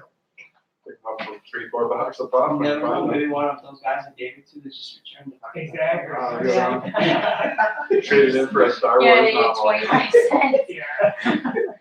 And take me the $1 like commission. When you get it. It probably just goes into like a donation box, you know, like $5. I don't know. Do you guys have any comments? I mean, questions, comments, concerns, thoughts that you want to share with everybody? Was this helpful? Yeah, it was. Yeah, it was amazing. Anything? I don't know, so I don't really like the taste of the pre-workout. Anybody takes a pre-workout here? I hate I the way do. that the pre-workout Do makes you- me feel. So do you do the multiplier too? Yeah. I usually take the multiplier throughout my workout, but I also throw it in excess on my So- workout. What actually tastes amazing? I mix the pre-workout with the multiplier. I mix it and then drink it. It tastes Ew, amazing. is that chocolate with berries? No, It's an orange. It's like an orange. Oh, It's orange wild, citrus? wild berry multiplier It with tastes pre-workout good. actually I don't tastes mind the taste amazing. of it. I hate how it makes me feel. Sounds pretty good, actually. Yeah. That's the one But that. what do you No, feel? the multiplier is not Pre-workout? energy. I can It's totally like- take those out of the list, so. It's more like It's It's that protein right now that makes your Niacin? Yeah, niacin. All in. I usually Niacin take- is I usually the take pre-workout the- makes the my body multiplier feel throughout my that. workout. I haven't tried it yet. I'll take like half of it. So I take that. You know, you're on the twist. Cover it. You can do that too. Oh, Orange is Yeah, that's workout really yes. good, but it helps for muscle That's what it recovery. does to my skin. It doesn't do that to everybody. Oranges in general. They help for muscle recovery after important But it also like, tissue, the tissues being I only stretched took it out. once because we just had Play on, so. a stick of it to try. And Michaela and I actually split it, so I only took half of it and it still did that to me. But Well, it's probably for like. after about 15 minutes, like once I actually started working out and stuff, I I do that just too when started I'm running, workout. because when I'm running, my hamstrings. But Yeah. I just like, Yeah. it's like, So the more I don't know, So- maybe my body would get more used to it, because it was the first time I had ever taken it. Was that? And that's the thing that I would just think it's also, you know, it's expensive and Yeah. Yeah. right, our Yeah. ditto goes to our vitamins and our supplements for the Yeah, yeah. So yeah, so I probably would try it again, but yeah, it's nice and does different things to different people. When I'm running, I just It's take too, water. she has a tingle. Yeah, It but when doesn't I'm do too doing, much to my you know, brother, uh, it used to, throwing but I think he's gotten used to that as well. on the barbells or squatting, Yeah. I take muscle multiplier throughout it, Yeah. because that's when your muscles are being stretched out, so, muscle multiplier. What's that one that you take? Rodeo is good. Real is different. Really? Yeah. I don't know, sometimes I just take that and that. He's like, I think it's all good for Patty. Hey, it's me. I gotta start. Yes, looking at it as- you guys love to hang out if you want to. It's my stuff. Okay, grab one there. I'm gonna order it the next month. So just use it up, it doesn't matter. Yeah. You know, Does anybody care if I let me pass out? that's why there's a sleep. Anybody? Oh, yeah. I tried that You one. gotta use it all, man. Yeah, I got one. You can bring baby. I just wanna see it help because I know I take a lot of energy. That's why I was. Oh, I was asking. I would take those two, they're all a lot of energy too, but then. Yeah, but I take mango. I don't know, I haven't taken it yet, I just ordered it for That's today. kinda like snoop and. I think I'll actually take it. I- Just kidding. Baby first. It was at our office. The one who's saying that. Cat return? Yeah. So how's that zucchini? How's that zucchini spaghetti? Texture is just very. I didn't eat it. Oh, you don't eat it? You don't need what? I did not eat it. The zucchini pasta? Did you make it? How do you do that? Zucchini pasta? Yeah. You bought it at the store and cooked it. Oh, you, I didn't eat it. Is it just It like, was still where hot. did you do it? Your own? have to like. I don't think it was made out of I zucchini. It's made out of white flour and it had zucchini. Yeah. Right. So it comes out like spaghetti. I think it's just a regular noodle with some zucchini stuff. And the cauliflower, do you keep it at a pretty red minimum when it comes to your toppings? No, I pile them on, baby. Pile them on, baby. Stack it all. Yeah. I buy those big giant meatballs, the Italian ones, and then I break them down, so there's like hundreds of meatballs. Wow, that sounds delicious. Yeah, it'll be like this thick. I'm glad you brought that You're making me more hungry. because I was eating like 4 a day, Yeah. and then on top of lunch, because I'm like, dude, I'm just burning on energy, so I feel like I'm never full. Yeah. Linwood, so. You have to eat different things besides your meal bars. Right. I mean, you can eat, 2 meal bars a day, but you have to have like substantial food as well. What about popcorn? Popcorn's great. Same Amazing. deal. But it does have, it's got a lot of carbs in it. It is a high carb product. Real food. Tortilla chips and salsa? Not terrible. Avocado is good. That's an energy killer, Shut man. it, figure it out, like, yesterday. Salsa and chips, is gonna No. drain your energy right down. Look at It's that. so good. So Are you good. kidding? Wow, he's like, you know how many bags of chips he eats with one sitting? I'll eat a whole entire bag all by myself. No, our business chips, but like, he'll get the paste salsa, pour it all, like half the jar on the plate. Delectable clean. And like 4 bags of the chips, which is equivalent to like half a bag, because half the bag is like. Yeah. Our chips are so good. They're They're so so good. They're the delicious. best. They're so good. They're really good Oh, with with salsa? guacamole. Oh, really? I do it with popcorn, the popcorn. Oh, you do? The tortilla. We went. Popcorn with salsa? I like popcorn right before Thinking about the artist.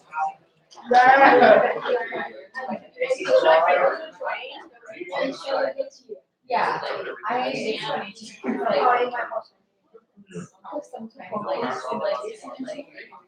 chicken or no, like more flavor, but I You like spicy? Sorry. I haven't tried No, that's a lot of She didn't like that. She buys spicy sauce from. Tapatio? No, it's spicy, man. It is spicy, this is, we like spicy. You don't like spicy? He's broken. I love it. Sir, are you sick? Sorry, no. Oh, I'm still working. Positive. I was like, yeah, I say everybody. I love spicy. It's Salvadorian, right? Yeah. Oh, you are? I'm sorry. That's all right.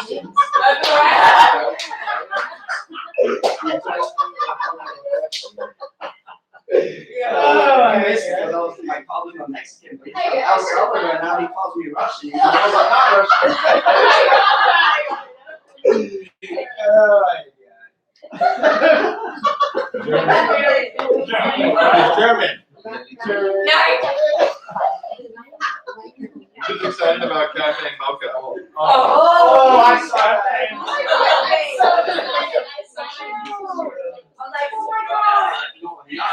Yeah, I guess.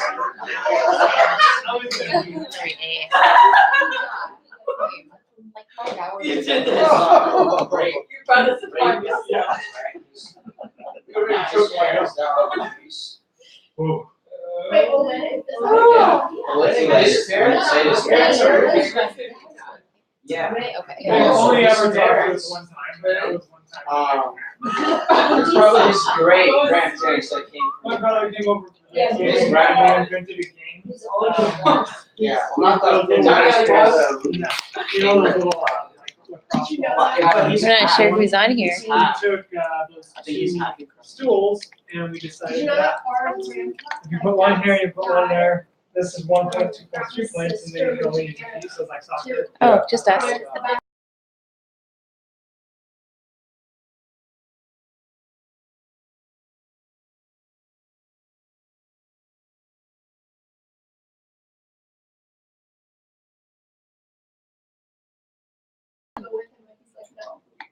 Yeah. So.